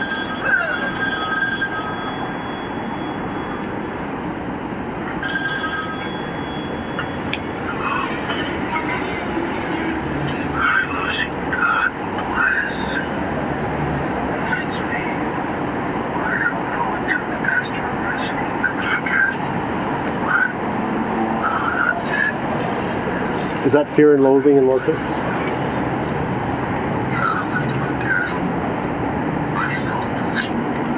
Yeah, he's taking it from a little. Remember taking kids. What a terrible thing to lay on somebody with a hip full of acid. But we have a problem. That bastard cashed a bad check downstairs and gave you as a reference. They'll be looking for both of you. Yeah, I know, Lucy, but you can't judge a book by its cover. This is too crazy. Some people are just basically Hunter S. Thompson, it was a lunatic, Yeah. a madman. By the way, this before you go on, they have this whole thing of the Jungian, the chart. They Yeah. have companies, the Citrachra corporations attached to each of the. So you have every man, KFC, Volkswagen. They have Cadbury, Lover, Cadbury. For the folks at home, every man is one of the Jungian archetypes. Yeah. The Hero, Obama 2008, and Nike. Rebel, Virgin Atlantic, and Diesel. So you see, they're using these corporations. Yeah. Using these Citroën. They always it always has to fit into one of these 12 because that's the only thing that humans respond. Every story is written from the perspective of one of these 12 archetypes. It's usually the hero. See the Innocent, Coca-Cola and Hans. This is like learning freedom. Sage, SAP, I guess, a company, and University of Cambridge. Creator, Apple and Lego. Ruler, Mercedes and IBM. Caregiver, Volvo and Ferry. I don't know, whatever it says. I guess, what do they call it? Pampers. Yeah, and then you get like Magners, I guess beer, Jester. There's another company. Oh wow, Mickey Wicked. That's crazy. The mirror image of the way Disney writes Mickey is wicked. It's so crazy.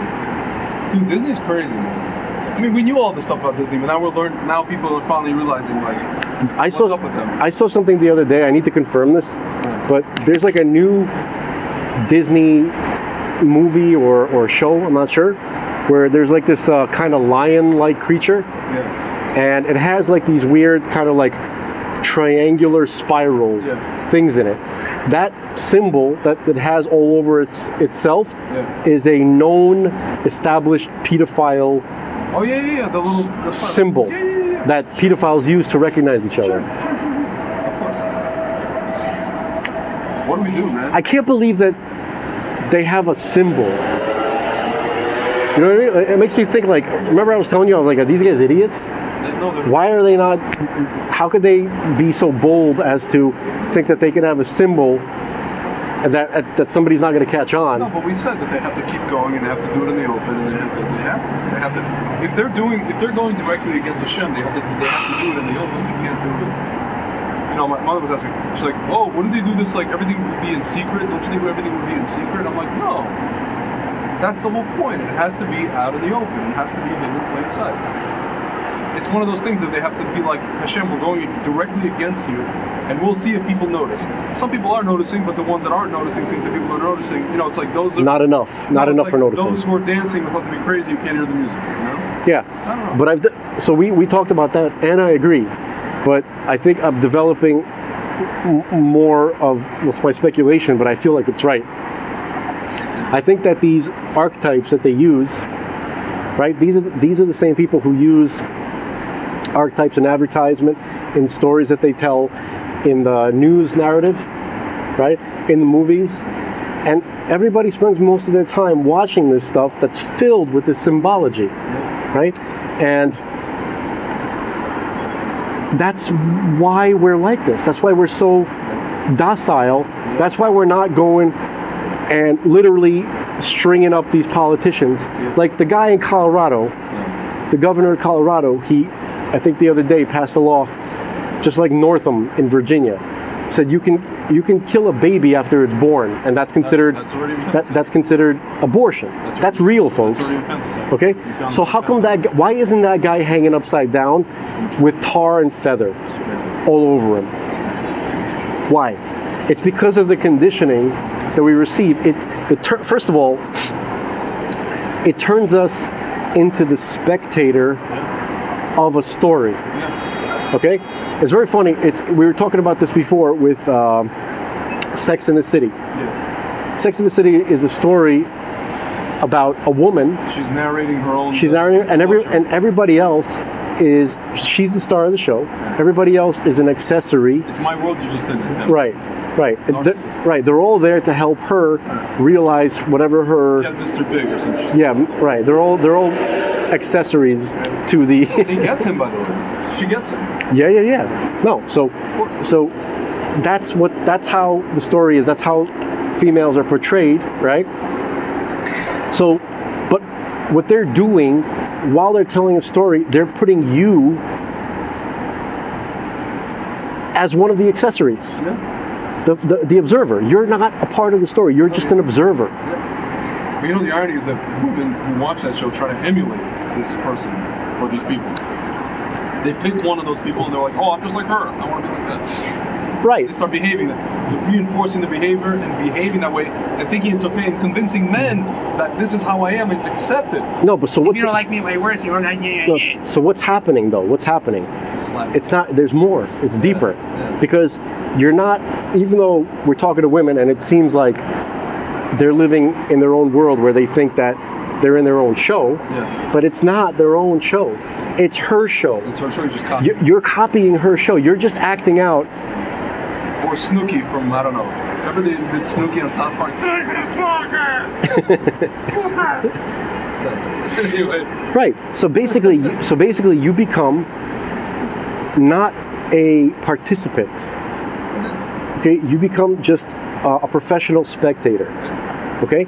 So we're trained to look to these archetypal, symbolic people as they're portrayed, okay, absorb their message, okay, pretend to be them during playtime, okay, but really all we're doing is just being spectators to their story. You're not the star of your own show. You're a spectator. You're an extra in their show, and you're learning how to be okay with that. Okay, that's what's going on here with this conditioning. That's why the governor of California is not hanging upside down Colorado. with California also.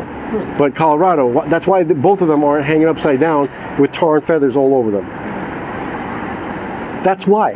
That's why our brave soldiers, who they jump into combat, okay, and they're not idiots. Why do they allow? If you ask each one individually, do you support this Colorado governor? No, of course not. Like 85% of them would say no. So how come? Why is he being allowed to do this? So what happens if those soldiers are ordered to protect Do you them? think we're just too comfortable? Like, even with all the stuff you and I are talking about, look, we're sitting in this high-rise building on a balcony, Baruch Hashem, I don't know. Yeah, we're comfortable spectators. Yeah, it's supposedly the world is miserable and a nightmare, but look at all the comfort. Crazy, right? It's not comfort. Not comfort, but look at all the creature comfort, it's called. We're not comfortable per se. You know what it is? I think there's a more accurate term. We are. Distractions. What's the word? It's a lulling, it's a numbing. We're not comfort. We're not being lulled and numbed into. We are incapacitated. Yeah. That's a different thing than being comfortable. Yeah. Okay? If you're stuck to your supposed comforts and you can't get out of it and you need it, you are not comfortable. You are incapacitated. You're a prisoner. You're a prisoner. Okay? So anybody who's a prisoner is not comfortable. Okay? If you're talking about I sleep on a mattress instead of a concrete floor, right? But the guy who sleeps on the concrete floor, he can't function as the drone. His body won't last that long. Yeah. Okay? So slaves were treated like workhorses. You want your workhorse to be comfortable enough so that it can function. Well, the thing is, if you're talking about black people, for example, there was the No, house I'm talking black about guy, people in the guy who general. lived in the house, and there was a guy that lived in the I'm talking about people in general. Like, for instance, if you want to bring up that from that point of view, I wasn't even going there, but for instance, you had different levels of slave. You had the white Irish slave, and you had the black African slave. Both of them were slaves. One of them was more valuable. It's interesting because in that show, Last Kingdom, the guy, one of the main soldiers, like the general, the king, he saved the king. The king then sold him into slavery to another tribe. That was a very common thing. He's like in a cage, and he just sold him into slavery. That was a very common thing. Like an allegiance or something. But in America, that's a very common thing. Yeah. But in America, so you had the white Irish. You had 7 million white Irish slaves. So white They just white Irish people. We all know Irish people. Yeah. Okay, so they were not as valuable as black African slaves for the most part. So they worked the white Irish people to death because they only lasted for a certain period of time anyway, and it wasn't worth maintaining them. Okay, but the slaves that were worth it in terms of economic investment, they were treated physically better, somewhat more comfortable, but that's not real comfort, is it? Okay, so that's the comfort that you're talking about. All right. So, but the point is like this: the stuff that we watch, stuff that we listen to, it's all conditioned. It's all prepared in order to.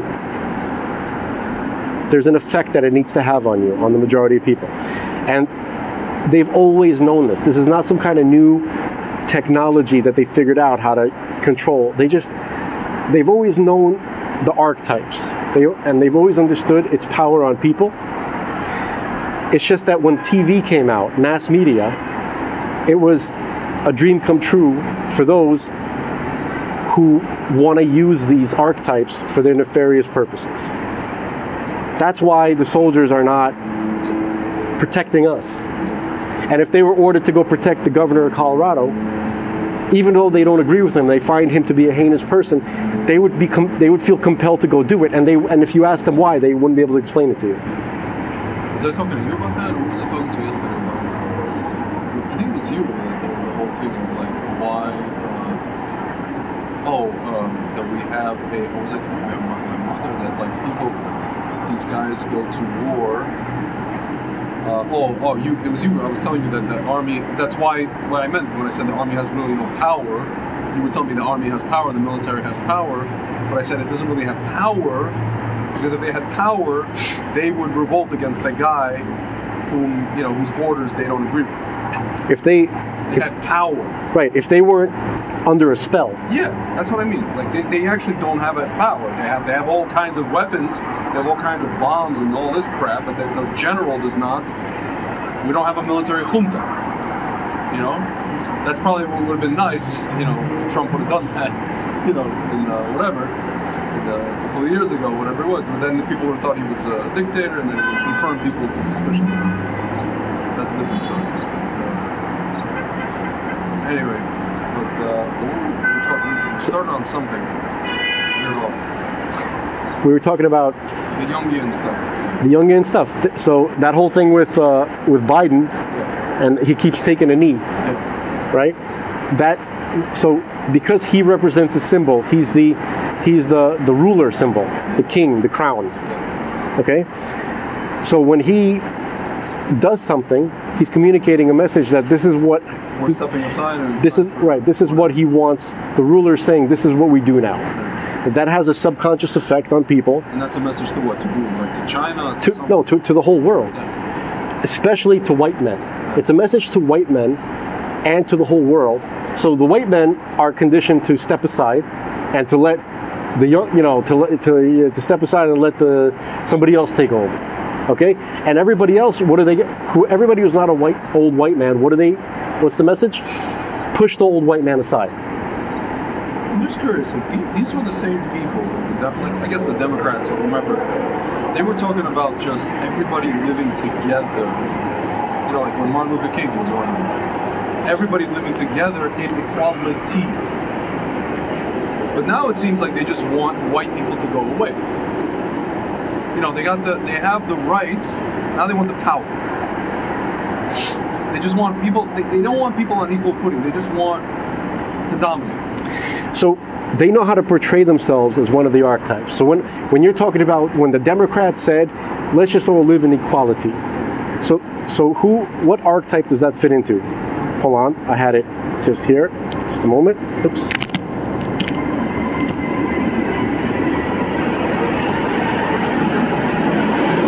So you know what? Whenever this plane passes, that's just a plane going like 400 miles an hour. Yes. Do you hear how loud that is? That's incredible. Let's keep that in mind. Okay. It's like a Louis C.K. skit where he's in these guys complaining about Wi-Fi on the plane. It's like, you're in a tube, 35,000 feet in the air. In the sky. In the sky. You're going to space. Can you give it a minute? So these guys complaining about Wi-Fi.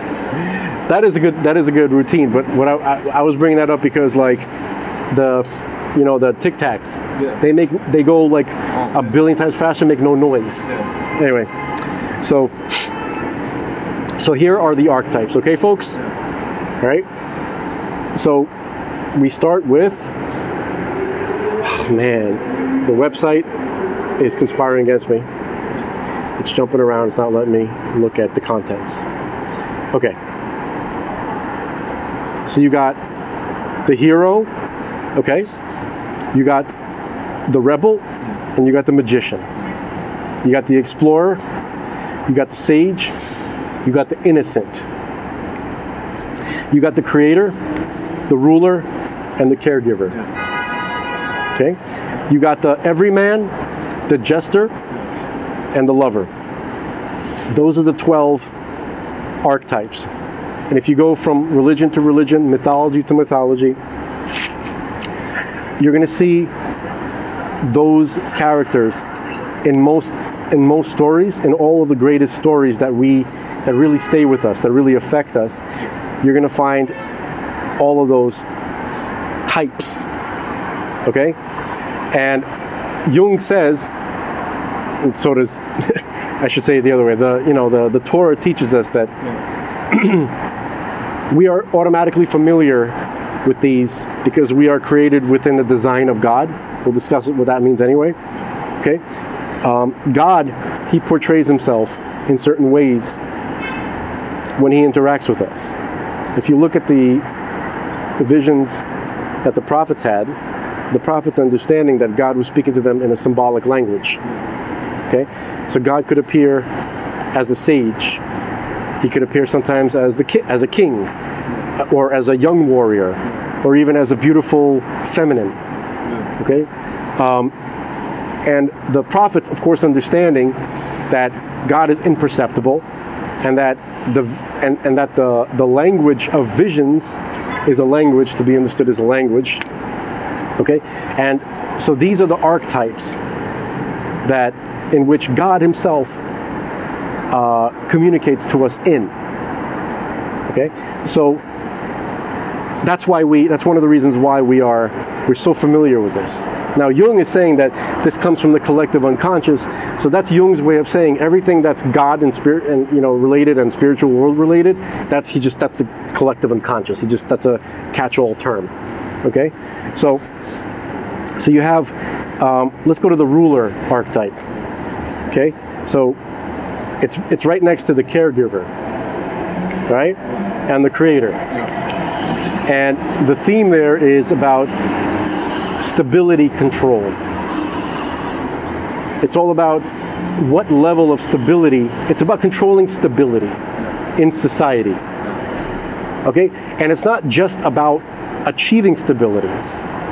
It's about messing with stability in general. Like imagine you have a dial, like a dimmer switch, and let's call that stability. You could turn up stability, you can turn down stability. And the archetypes that are used to control that are the ruler archetype, the caregiver archetype, and the creator archetype. Okay? Now the creator archetype is not meant to be, as far as I understand, it's not like God the creator. It's a creative person. An inventor. Okay. Like Elon Musk as well. Yeah. Yeah, no, that is true. He's a Steve Jobs or an Elon Musk type dude. A guy who symbolizes someone who is a creator. It's always funny to me how these kind of people are the ones that the people who create the things that corporate types use are the guys that can't, ironically, the guys who cannot be in corporations, who cannot work for others. You know what I mean? Like Steve Jobs, Elon Musk, I'm not comparing myself. Oh, you mean like walking out on stage eating a pear? Yeah. Jeans, no belt. Whatever, yeah. Or it's not like they even. I'm just ripping off. I'm ripping off Bill Burr. Yeah, that's what he said. Yeah. He goes, I hate Steve Jobs. He goes, he comes out there so smug. I want to find this. Yeah. He comes out on stage, like he's he's like Jesus, Gandhi, Steve Jobs. Eating a pear, being all pretentious, right? Pretending like he created the iPod, right? Yeah. He didn't create nothing. Didn't he go into a room somewhere in the back with a bunch of sweatshop full of engineers? Right? Steve Jobs. Yeah, he died, right? I know. A lot of nerds here tonight. I know you're sad. I didn't get it. I didn't get the big deal they made about that guy. When he died, they were like, he changed the world. Doesn't say. He changed the world.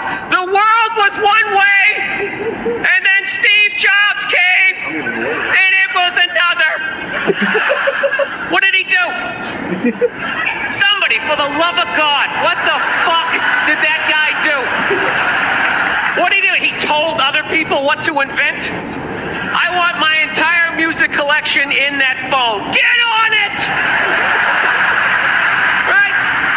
And then these poor, nameless, faceless scientists got to go in a back room and figure it out. How the fuck are we going to get all of this into this? I mean, what year does this guy think this is? This is crazy. This is like, what Rogers? Dude, my kid has a birthday in like 11 months. Steve Jobs just walking by. I don't hear any thinking going on in there. Just strutting around the office, eating some pretentious fruit like a pear. Right? Just throwing out ideas. There's another one. There's another one I just came up with on the way to work.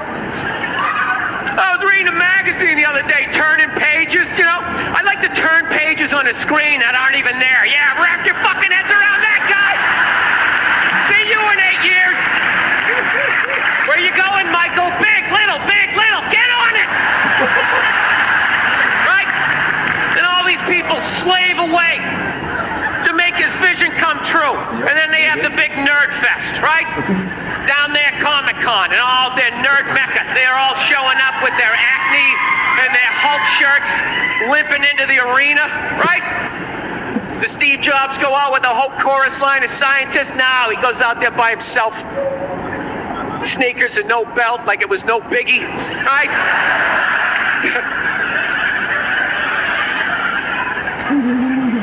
like he's Tesla. Tapping into the atmosphere. I know, this is always uncomfortable. I know, you bought into it, right? That whole advertising, the way they aligned themselves with some of the greatest people of all time. Jesus, Gandhi, me! Remember that? Muhammad Ali, John Lennon, this guy! How the fuck was that dude like any of them? Gandhi didn't have a sweatshop. He didn't have people leaping to their deaths only to catch a net and get ricocheted back through the window to have to put together yet another iPad. John Lennon didn't have children in his basement pressing those fucking albums. Hopefully not. I know. New phone can't fit the old charger. This is your hero? This is the guy? This is what all the silence is about. New phone can't fit the old charger, so then you gotta throw it out, ends up in the ocean around some octopus's neck. Do you realize how much sea life is ecstatic that man is no longer walking the earth? That's where it all ends up, you know. Your Android is still there. Doesn't go in a landfill, ends up in the ocean. You realize that? I hate people who say I don't pollute. I don't pollute. Yeah, you do. You use shit, you throw it out. What, you think as you put it in like a basket, it just poof, disappears? Everything you ever used is somewhere. You ever think about that? Remember that flannel shirt you bought back in the day when you got into Pearl Jam? That's out there somewhere. Probably on some porpoise's face, trying to get it off. Stupid little flippers. All the fads. You remember rollerblading? Remember that? Everybody had them. We set up cones, we did little tricks, right? One little homophobic joke killed that entire fad. What's the hardest thing about rollerblading? Telling your parents you're gay. Full-grown adults, dude, I'm not gay. I don't have the cooties. These mean I suck dick. And they just threw them out. All right. That's where it gets that serious. You know what's interesting? He's talking about the whole thing. My father had the idea for like reading a newspaper on your computer. In the 70s, he had that idea. Yeah. He couldn't actualize that idea. He was living in the Soviet Union. And I don't even know that he would turn people into... Had he been able to, he wouldn't turn people into... Yeah, your father, he slaves and stuff. didn't have a back room full of... a sweatshop full of engineers. Yeah. As we say, he didn't have a way to get to China to open up a, what's it called? It's crazy. You were saying about Steve Jobs. How do we get on that topic? Archetypes. Oh, yeah. Okay, so Steve Jobs is the creator archetype. Yeah. Okay, right now Joe Biden they're trying to shove him down our throat as the ruler archetype. Yeah. Okay, and the Democrats that you were talking about, let's all in the 60s, let's live together. Yeah. That was the caregiver archetype. Yeah. But it's a Sitra Achra archetype. Yeah. What's a Sitra Achra archetype? It's a fake. They're just using it. They're not really that thing. Yeah. But they know how to make it look like they are, Yeah. and since we don't understand this language, we just buy into it. Yeah. Okay, just like those nerds in Bill Burr's audience that bought into Steve Jobs. Okay, That's what the Sitra Achra does. A Sitra Achra has a core of feces, right? It's feces wrapped with a pretty wrapper. Again, it's like Tommy Boy. Yeah. Brake pads, you know. Yeah, In the box, call it brake pads. Right. This is not the Sitra Achra over here. I'm talking into the phone like an idiot. But you have Okay? Because I'm used to that. I know. Okay? But I'm still an idiot. Okay? But I'm trying not to be. I'm trying to learn the language of the archetypes. Okay? And because here, this is not the Sitra Achra. This is Callahan Auto. Yeah. Okay? And we sell real brake pads. That's right. We're not going to crap in a box and put a guarantee on the box. That's right. Tommy white wingy. Tommy wingy. God, you're pathetic. Okay, I'll bring it. And then they have a roof fly off. Yeah. And then, oh! The deer flies. What a masterpiece. I feel bad for anybody listening at this point and doesn't know Tommy Boy. I have no idea what the hell we're talking about. But it's not even like you got to know it well. Like it's not like you got to. It's not like you watched it one time. No, you have to know. Anyway. Maybe his name was Spanky. Sinner. Fat You know, Chris Farley, he was on Letterman one time. I think it was Letterman or Leno. And he's like, well, how do your parents feel about your newfound success? Right? He goes, well, my mom was watching Saturday Night Live, and I was doing the Chippendales thing, right? And then she called me, she goes, Chris, I have to wear a Halloween mask when I go into town.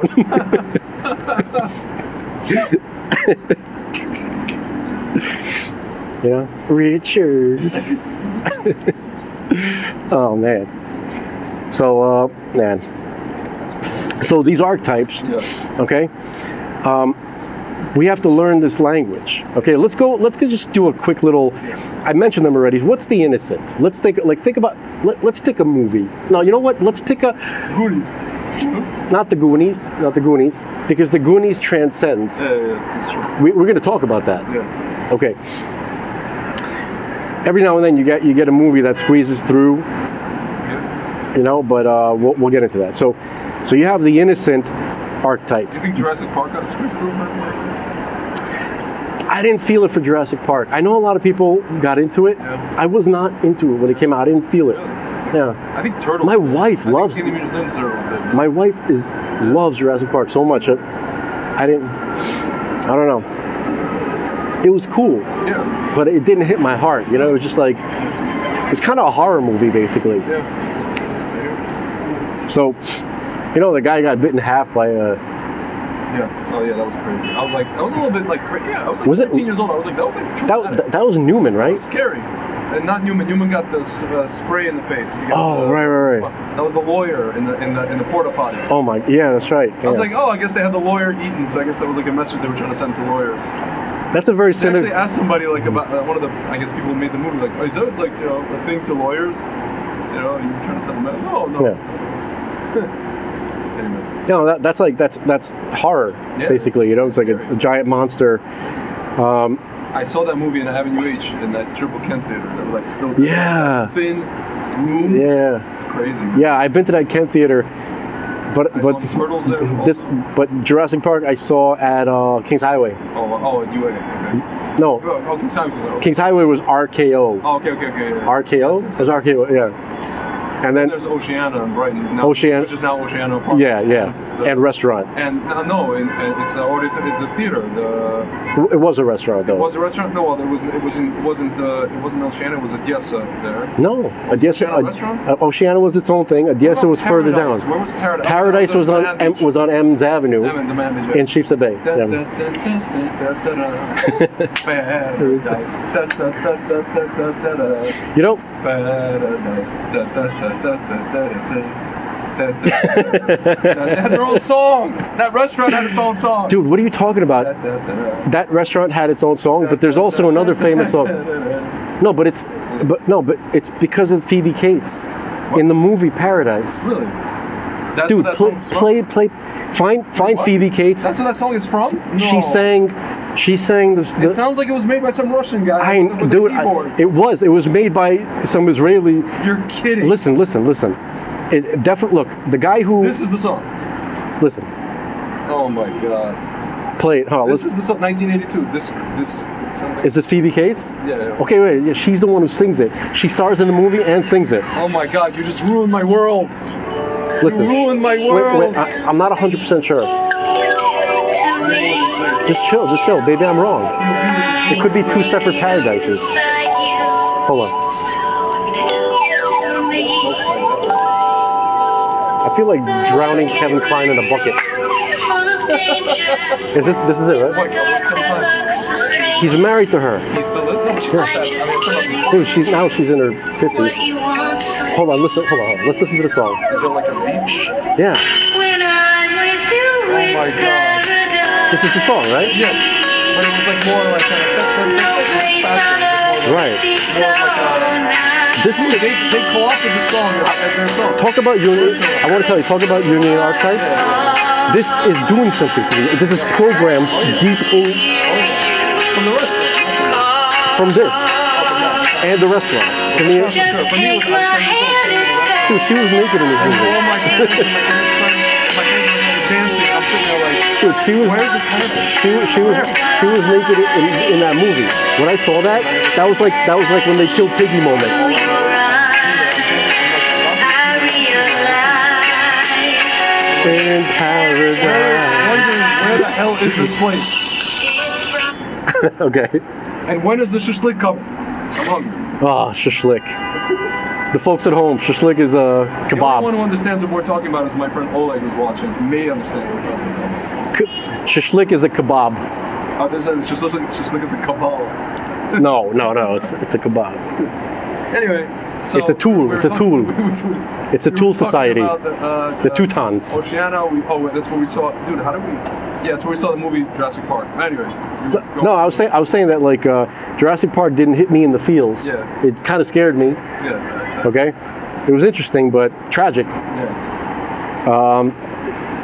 So, and I wasn't very excited about the prospect of bringing dinosaurs back to life. Yeah. But it did get me thinking about the resurrection of the dead. Interesting. Because about Jurassic Park. yeah, because if you could bring back, Oh, you know, for sure. right? So that's already kind of like that's one step that's in the ballpark of But that like wasn't- cloning but that people who lived. I was saying that wasn't really T.S. Amazing. It was more like they resurrected genetics. Ah, but here we go. But I learned something. See, I thought like you did Yeah. until I heard So you went to Shiva and some rabbi gave you- until I heard Gerald Schroeder. Oh. And Gerald Schroeder said the following: Oh. that he was working, still is, with the National Security Agency, the American National Security Agency, and other intelligence agencies, and he couldn't share too much, but it has something to do with the human brain being a receiver for consciousness. So your body, your brain, which is unique. Every human being's brain has the same structures, but like a fingerprint, we're all slightly different. Okay? Now, your brain can only channel your consciousness. Okay? And so your brain, your body is like a radio receiver, right? If you break the receiver or if it deteriorates, it can no longer pick up the signal. So if your brain or your body starts to break down and it can't receive your signal anymore, so then that's what death is. That's what we call death. Yeah. But your signal is still there, and that's who you really are. Yeah. So if you can clone a person's body, you will automatically channel their signal, because that's the receiver for them. Yeah. Everybody has their own channel. Okay, so that is a real thing. That's not a new age, whatchamacallit. It's not a new age thing.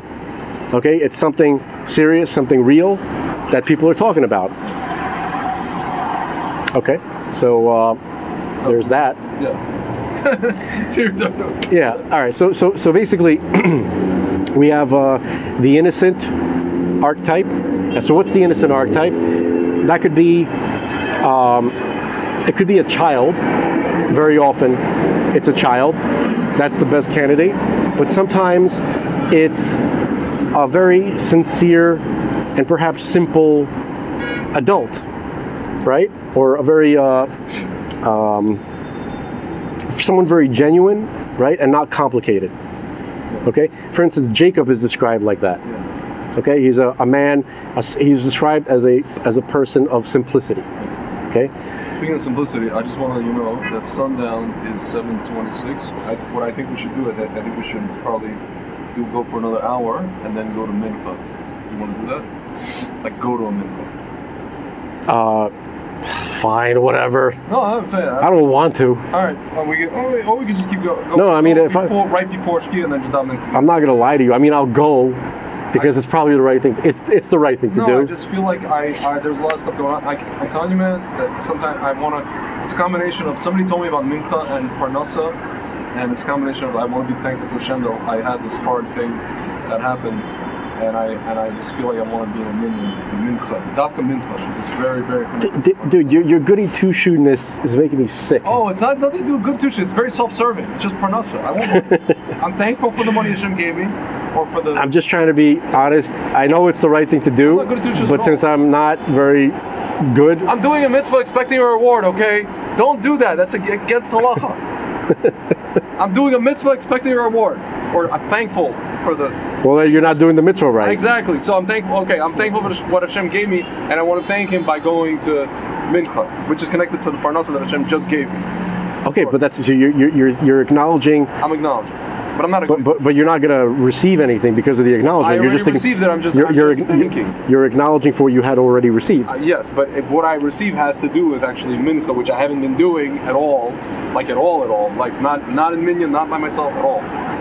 Damn, dude, that's messed up. That is messed up, right? It's Yeah. like leaving that guy on the, in front of school and not Yeah, picking him up. yeah. Make him, like Roger. Remember they left Roger? It's terrible. Remember American Dad when they were in the tub? Yeah. They left Roger at soccer practice. Yeah. Right.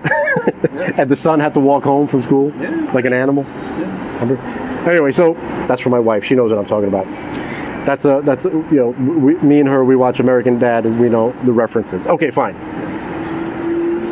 Anyway. So we have the sage, so the innocent. Let's say here's a good example of the innocent that we know from movies. Forrest Gump. Yeah. Okay? Yeah. And then you have the sage. The sage is the wise old man. Yeah. The one who, he somehow seems to transcend the whole story. Yeah. He seems to help the hero, right? Like whenever the hero needs help, all of a sudden the sage shows up. Yeah. And then he kind of like, he shows up suddenly and then disappears sometimes just suddenly, right? So he's like, it's sort of like the sage is somebody who used to be the hero, but he transcended, and he comes It's almost like a Bible trip. like all tzaddikim. Yeah. Okay, so the way the Kabbalah describes the presence of tzaddikim in the world is that these are people who don't need to be here, but they come here to help us out, essentially. Yeah. So I'm listening to you. I'm just sending these smart people. So this is what it's like to be ignored by I'm not Greg ignoring you at all. in person. I didn't think that was possible. I was curious. I wanted to see, is he going to do this in person? Yes, folks. Yes, he is. But he doesn't want to because I'm surrounded by idiots, okay? I'm surrounded by freaking idiots. You don't understand that. You don't understand what I've been through the past 2 days. I eat so much crap, you have no idea. I eat a lot of crap. That's a Russian, folks. That's a Russian expression for somebody who feels like they're getting a lot of grief from those around them. Yes. Eating crap. Please let me know. He's not literally eating crap, folks. Okay. By the way, anti-Semites, guys who are trying to hear something to eventually record and to use against us in the future, we don't actually eat feces. It's just an expression. Idiots. Yes. All right. But I'm listening. You were talking about the sage and this. Yeah, so the sage archetype, that's that kind of guy. He's obviously Gandalf, right? Or even like, who's the guy from Christopher Walken from Remote, remember?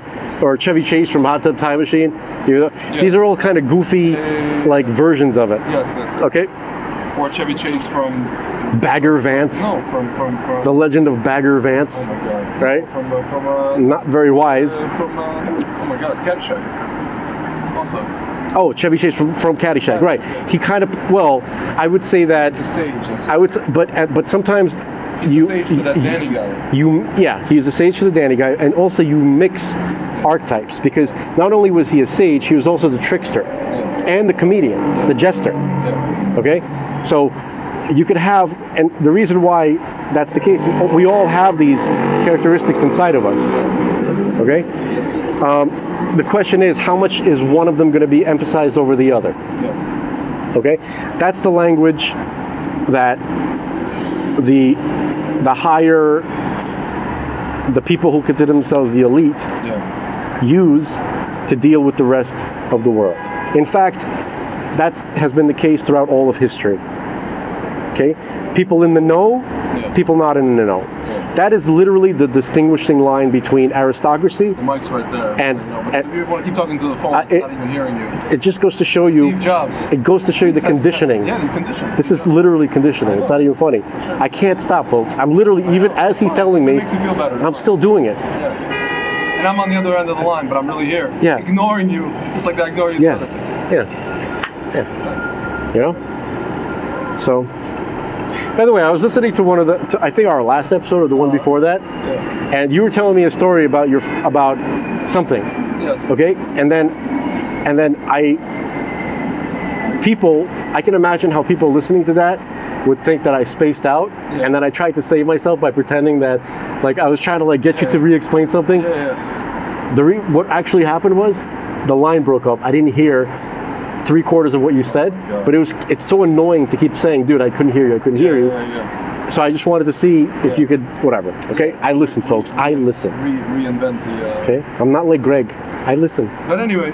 Yeah, so, okay, so you have the sage and you have the explorer, okay?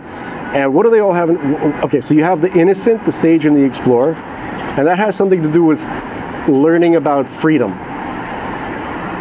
Learning the process of freedom. Now remember, whenever you're talking about a concept like freedom, you're not just talking about freedom, you're talking about its opposite. Remember, each one of these things is like a dial, right? So you turn up the dial on freedom, or you turn it down. You could use the same archetypes to have that effect. Okay? So what's interesting is that, so what archetype is Biden playing? He's playing the ruler and the innocent. Right? Because of they're trying to say he's simple, because of his, senility, his dementia. Yeah, I feel like people think he's like cute or something, like a cute old man. It's it's retarded. Right, nice guy Joe. They actually call him that, and the guy is pure evil. Ain't no nice guy, not even close. And we're gonna find out through his hunter schmunter that there wasn't no nice going on. I'll tell you that much. I just think that nothing's gonna happen, as always. I wanted to ask your brother that when I thought I was gonna interview him today. I wanted to ask you, maybe you can answer this. There's just two sides of the equation. One side, that you and your brother say there can only be a supernatural resolution to all of this. The other side is that, there's lawsuits going on, right?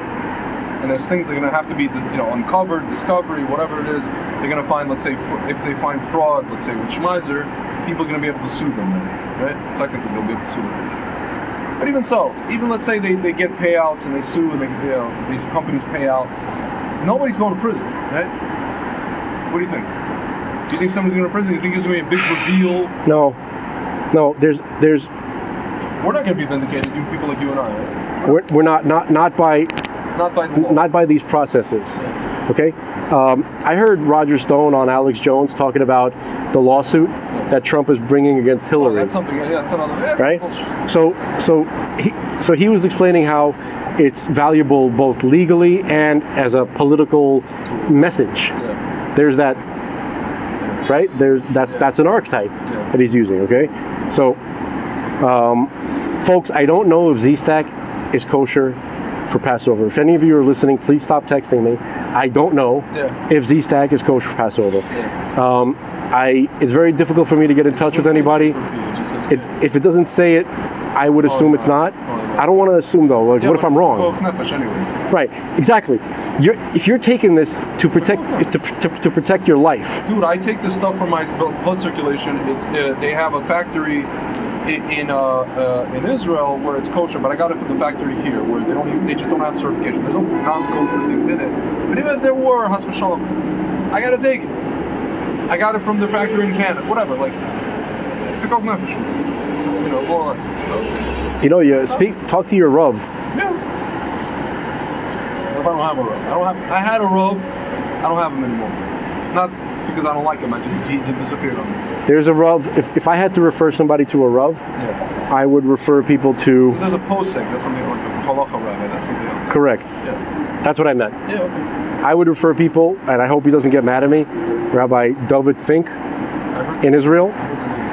Okay, Rabbi David Fink in Israel. There's also Rabbi Cohen in here in Flatbush. Rabbi David Cohen in Flatbush. Big posek. Big posek. He's actually my friend's cousin.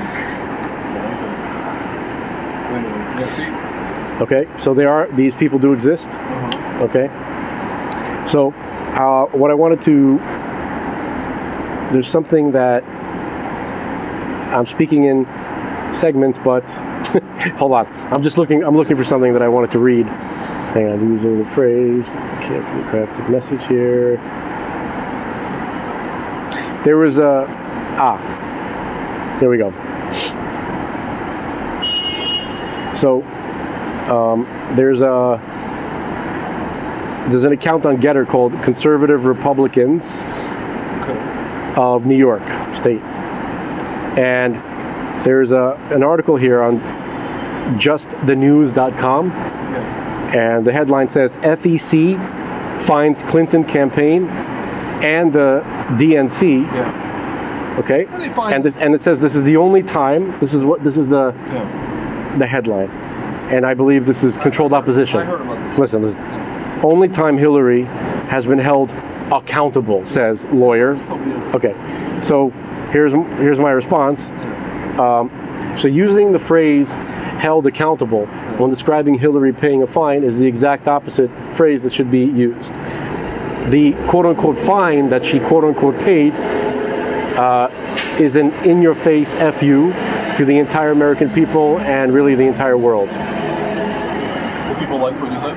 Well, I don't know, but all it is a snide and cynical smirk on her dirty, evil face. It's not a shred of justice. So this is the kind of, you see, they use these little headlines, these little occurrences, right? On the one hand, it's supposed to make you think that, oh, isn't that, it's a little bit, right? Can't we be grateful for, it's a little something. Tiny more something, throw something Right? from. Right? But it's really nothing. In fact, it's the opposite of nothing. It's an insult. Okay? And when they publish a headline like that, even though they're quoting the lawyer, right? That's conditioning. A lot of people read that headline and are like, yeah, I guess that's something. Oh, it's surely not enough. No, folks, it's nothing. Yeah. It's a fine. Nothing She has hundreds of millions of dollars, if not more, and political power beyond what you can imagine. Probably billions. All right, it's nothing, literally nothing. Okay, so why do we accept that as something? Because of conditioning. What kind of conditioning? Archetypes. Okay, so that's the basic idea. I'm not going to keep going on, and I guess I won't read from our book,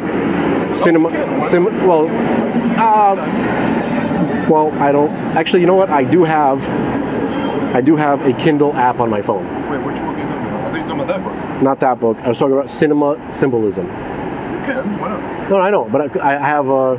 Yeah. Okay, we could do that. Fine. I mean, we talked about archetypes. Yeah. All right. So In fact, I'm going to title this episode "The Archetypes."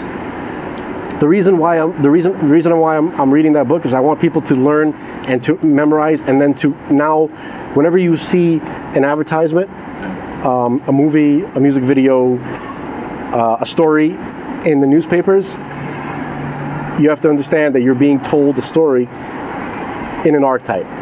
And I was talking to a friend of mine.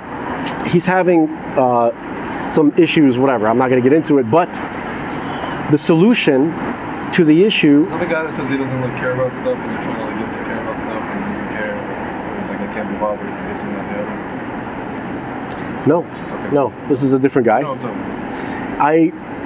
I'm not sure He's like, really. I don't want to bother. He's like, I don't want to bother myself with that. Whatever. He just like, lost some family members and this and that. It's kind of in a I don't care kind of state. I'm drawing a blank right now. It almost feels like you're describing me sometimes. Oh, no, he's a lawyer. Hello. Okay. That guy? No, this is somebody else. Well, that guy, the guy you're talking about, it's not that he doesn't care. It's just that he says that he can't. Can't be bothered. It's beyond him to be able to do anything about it. He doesn't think he has the power. He doesn't have the power, and he just wants to stick with what he thinks he can control. That's the Which is what? Which is himself and perhaps, his most immediate surroundings, maybe. That's the sense I get from him. Okay. But this other guy is another friend of mine. He's having a marital issue. Oh. Okay, and he. One of his main issues, he's one of the best guys I know as a person. He is maybe the smartest guy I know. Okay, actually, Russian guy from Revolve. Yeah, and Maybe I know him. it's possible, but How old is he? he's probably 46, 47, like that. From the globe? No, he's not. He came as a teenager. Yeah, okay. I'm saying his parents are from Goa. He is also from New So Orleans. my parents probably know him. He came here like in the early 90s. It's possible. Possible. You'll tell me after. Yeah. Okay. So he's very well read. He's read everything. He's also a concert pianist. He's one of those guys. Okay. All right. But he's very, very hard on himself, and he's easily controlled and dominated. Okay. By women, probably. Kind of in general, but yes, by women, yes. Okay? And so I was talking to him about the solution to his particular issue, not what we just mentioned, like whatever, his unique issue. And he couldn't wrap his mind around it because it was too simple. Yeah. Right? I was saying to him, all you need to do, People like that make everything complicated. because I'll tell you why, yes, but here's why. I was telling him to do something simple. I was like, listen, if you wanted to go get, for instance, going to get a cup of coffee is a normal thing, okay? If she has a problem with that, that's where you should stop caring. Go get your cup of coffee. If she comes, I'm just I don't want to. I'm just saying. If I'm just giving an example. This is not the example he's dealing with, but it's on that level. Something that simple, right? He wants to go get a cup of coffee, and then she gives him a hard time about it. Okay, and then he argues with her about it, right? But then it ends up that he gets emotionally tired from the interaction, and he works hard, and then he can't enjoy his off time. Sounds like my some of the relationships I've had. It's where you start arguing about nonsense, and you're just so tired you don't even know what right. you're talking about. And so what I was telling him was like this: you have to be aware. You have to have an independent awareness of what's reasonable and what's normal. You can't let yourself be brainwashed into her value system. Okay? So, hang on. Definitely not a tic-tac. Yeah. Dude, I told you I was been having dreams lately of not Tic Tacs, but giant space shuttles. Please. Ginormous space, Please. From that building to that building, space shuttles that just land. Please, Marshmallow Man, please. They're not marshmallow. It's like just, and then they crash. Oh, and I wake up. No, we don't need them to crash. No, they don't. But they don't explode. They just crash, and they just kind of crash into the ground, but they don't explode. Well, it does say that the base of Migdash is going to be lower down. Dude, it's crazy. And I wake up, I'm like, what the? Why am I dreaming about giant ass space shuttle the size of? We'll get into that because I'm always looking for a way to talk about UFOs. Always. So you just gave me. Yeah. So this guy. So I was telling him that if you want to go get a cup of tea, go ahead and go get a cup of tea.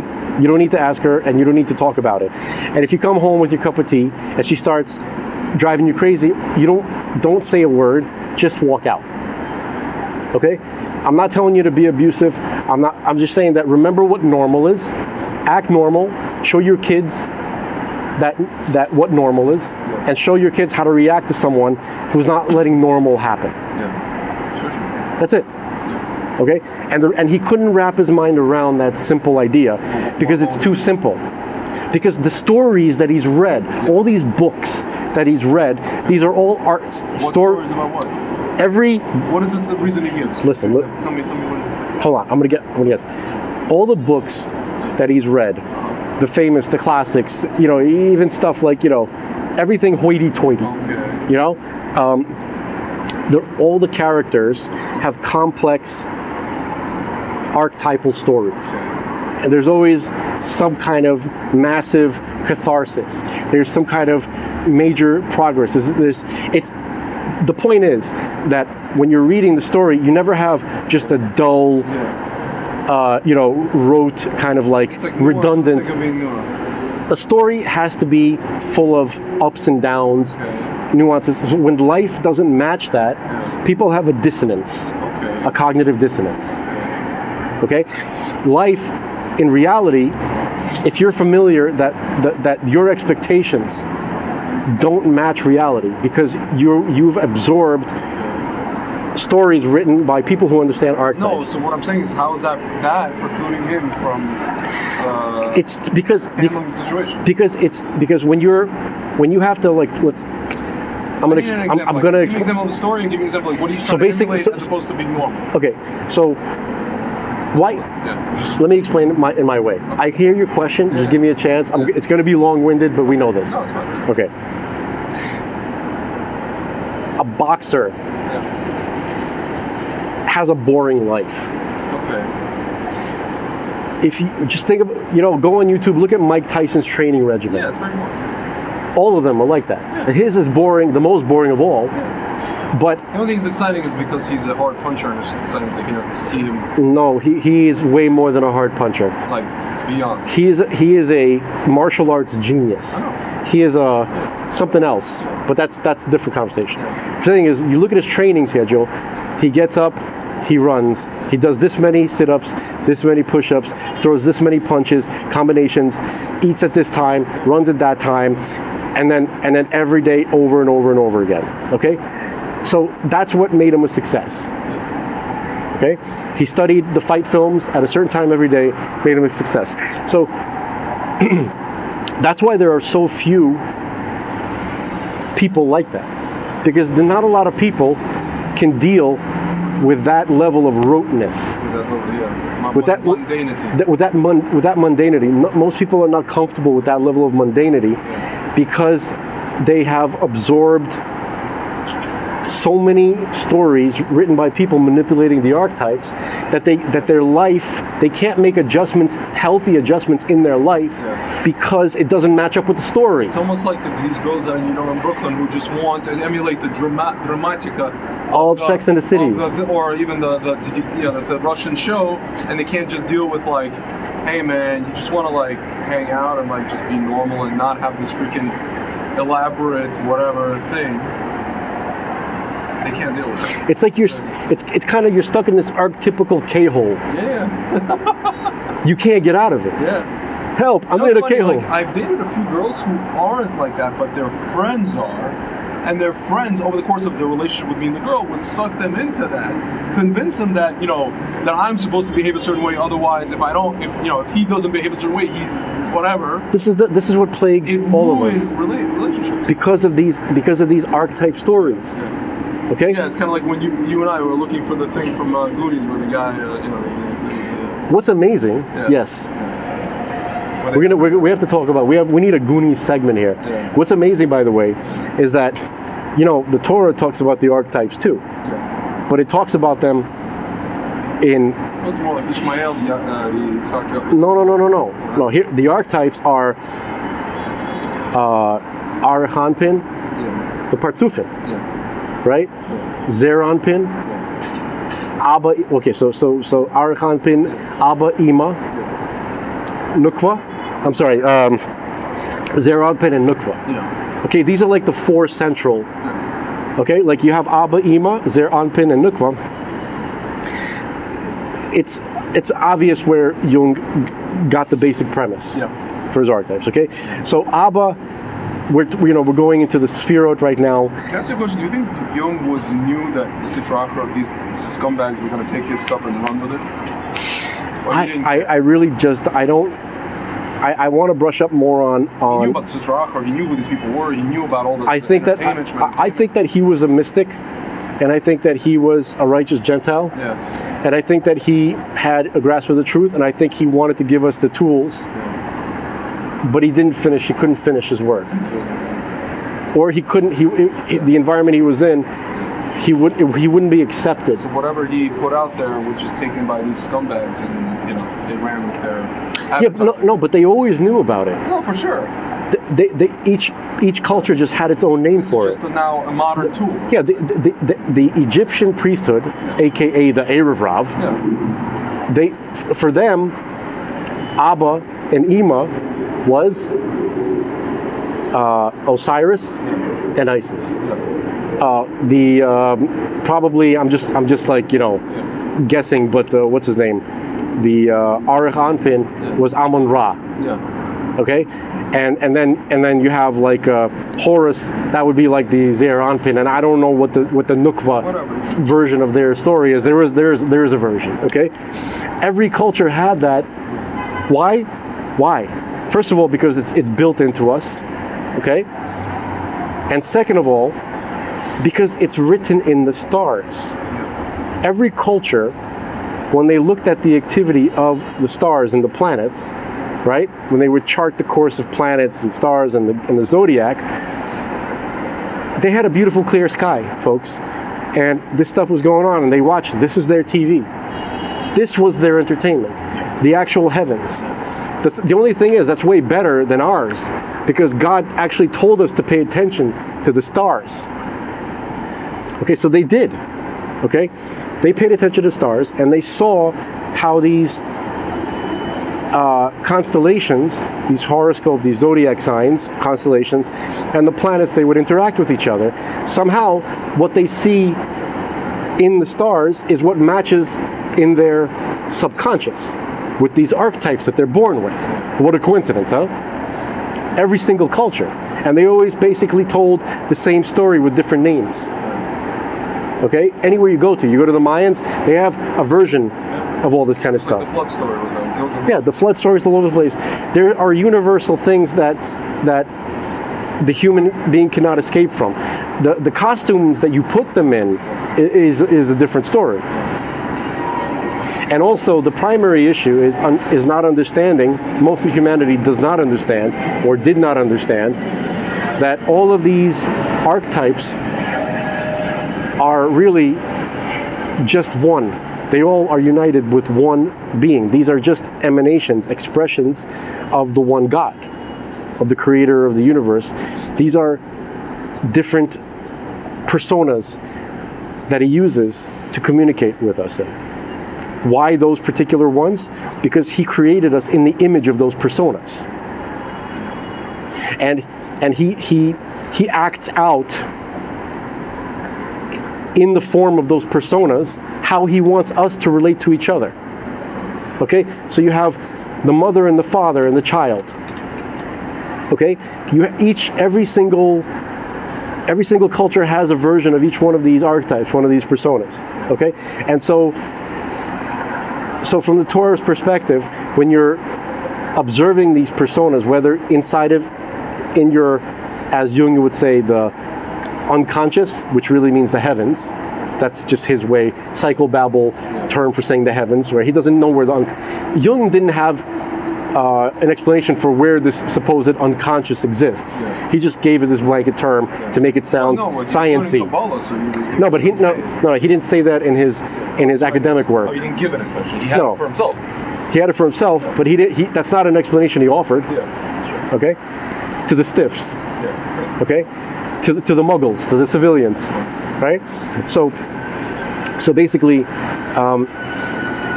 ask him, Jung, where is this collective unconscious? I don't know. It's not important. Yeah. Okay? So that's... No, you probably told a couple of the guys, they probably were like... No, but his published works. Yeah. I don't think you're going to find it in his published works. Okay. But it was so great that people just didn't even they were just like, wow, this is a really cool idea, that he's a genius. Yeah, they didn't want to focus on where. Yeah. It's very interesting. It's like, kind of like the Big Bang. And they couldn't go Google it. No, but it's similar to the Big Bang. Yeah. It was like only... Tzimtzum, man. It was only in the 60s. It's freaking Tzimtzum. Yeah, but do you realize that before the Big Bang, all of science, not that long ago, we're talking about the early 60s, Yeah. they still thought the universe was eternal. Yeah. So once it became clear that there was a beginning, that caused a lot of problems. Eternal as in there was they thought there was no beginning. They were just There was no beginning. The universe is just always there. Yeah. So if you have now a beginning, what does that mean? There's a creator. beginner. There's a beginner. Who began it. Who started it. Right. Okay. Like this. Yeah. So they didn't. So nobody likes to get into that. Yeah. Okay. The same idea. Where's the collective conscious? Don't worry about it. Okay. Anyway, so the way the Torah shows these, to use Jung's term, archetypes, the Torah shows you how they behave. Yeah. And it's a lot like Mike Tyson in his training, Yeah. not in his other activities, folks. In his training. If you ask, our daily schedule, right? The times that we get up, the times that we have to say prayers by, the times that we eat, the times that we perform certain mitzvot, right? It's all on a very rigorous schedule. Okay? Why do you think that is, folks? We're copying what God is showing us in the Partsufim. We're davening at a certain time, hopefully, right?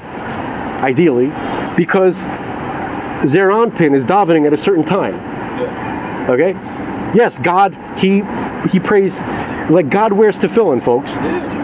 But it's weird. So it's like our What does that mean? tefillin talks about our covenant with God. That's what it says. Our obligations to God. God also wears tefillin. Yeah. In his tefillin, it's his obligations to us. Yeah. Okay? The point is, if God played miniature golf at 4:30 on Wednesdays, we would be playing miniature golf at 4:30 on Wednesdays. Okay? He doesn't, though. He doesn't. Yeah. Okay? So it's even like, when there's a unification between Zeranpin and Nukva. Yeah. That occurs at certain times of the day, actually in the evening, at certain points in the middle of the night, and specifically on the Sabbath. And I don't want to spell out what unification means, okay? So that's when it's recommended for married couples to unify, okay? Everything we do is we're just trying to copy what God, we're trying to copy the instruction manual that God is showing us in these archetypes. Okay? So the other cultures in the world, they also saw the archetypes, but they interpreted them as each one a different God. That's the main problem that we have. Okay? That's the dissonance that exists between the Jews and the rest of the world. Okay?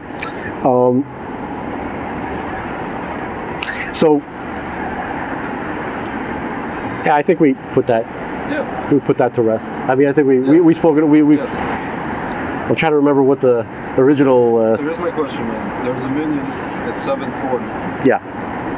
Do you know where? 15 minutes away. It's this 15 minutes away is in South Beach. It's not South Beach. It's Alton Road, 1140 Alton Road, Yeshiva Gedolah of Greater Miami.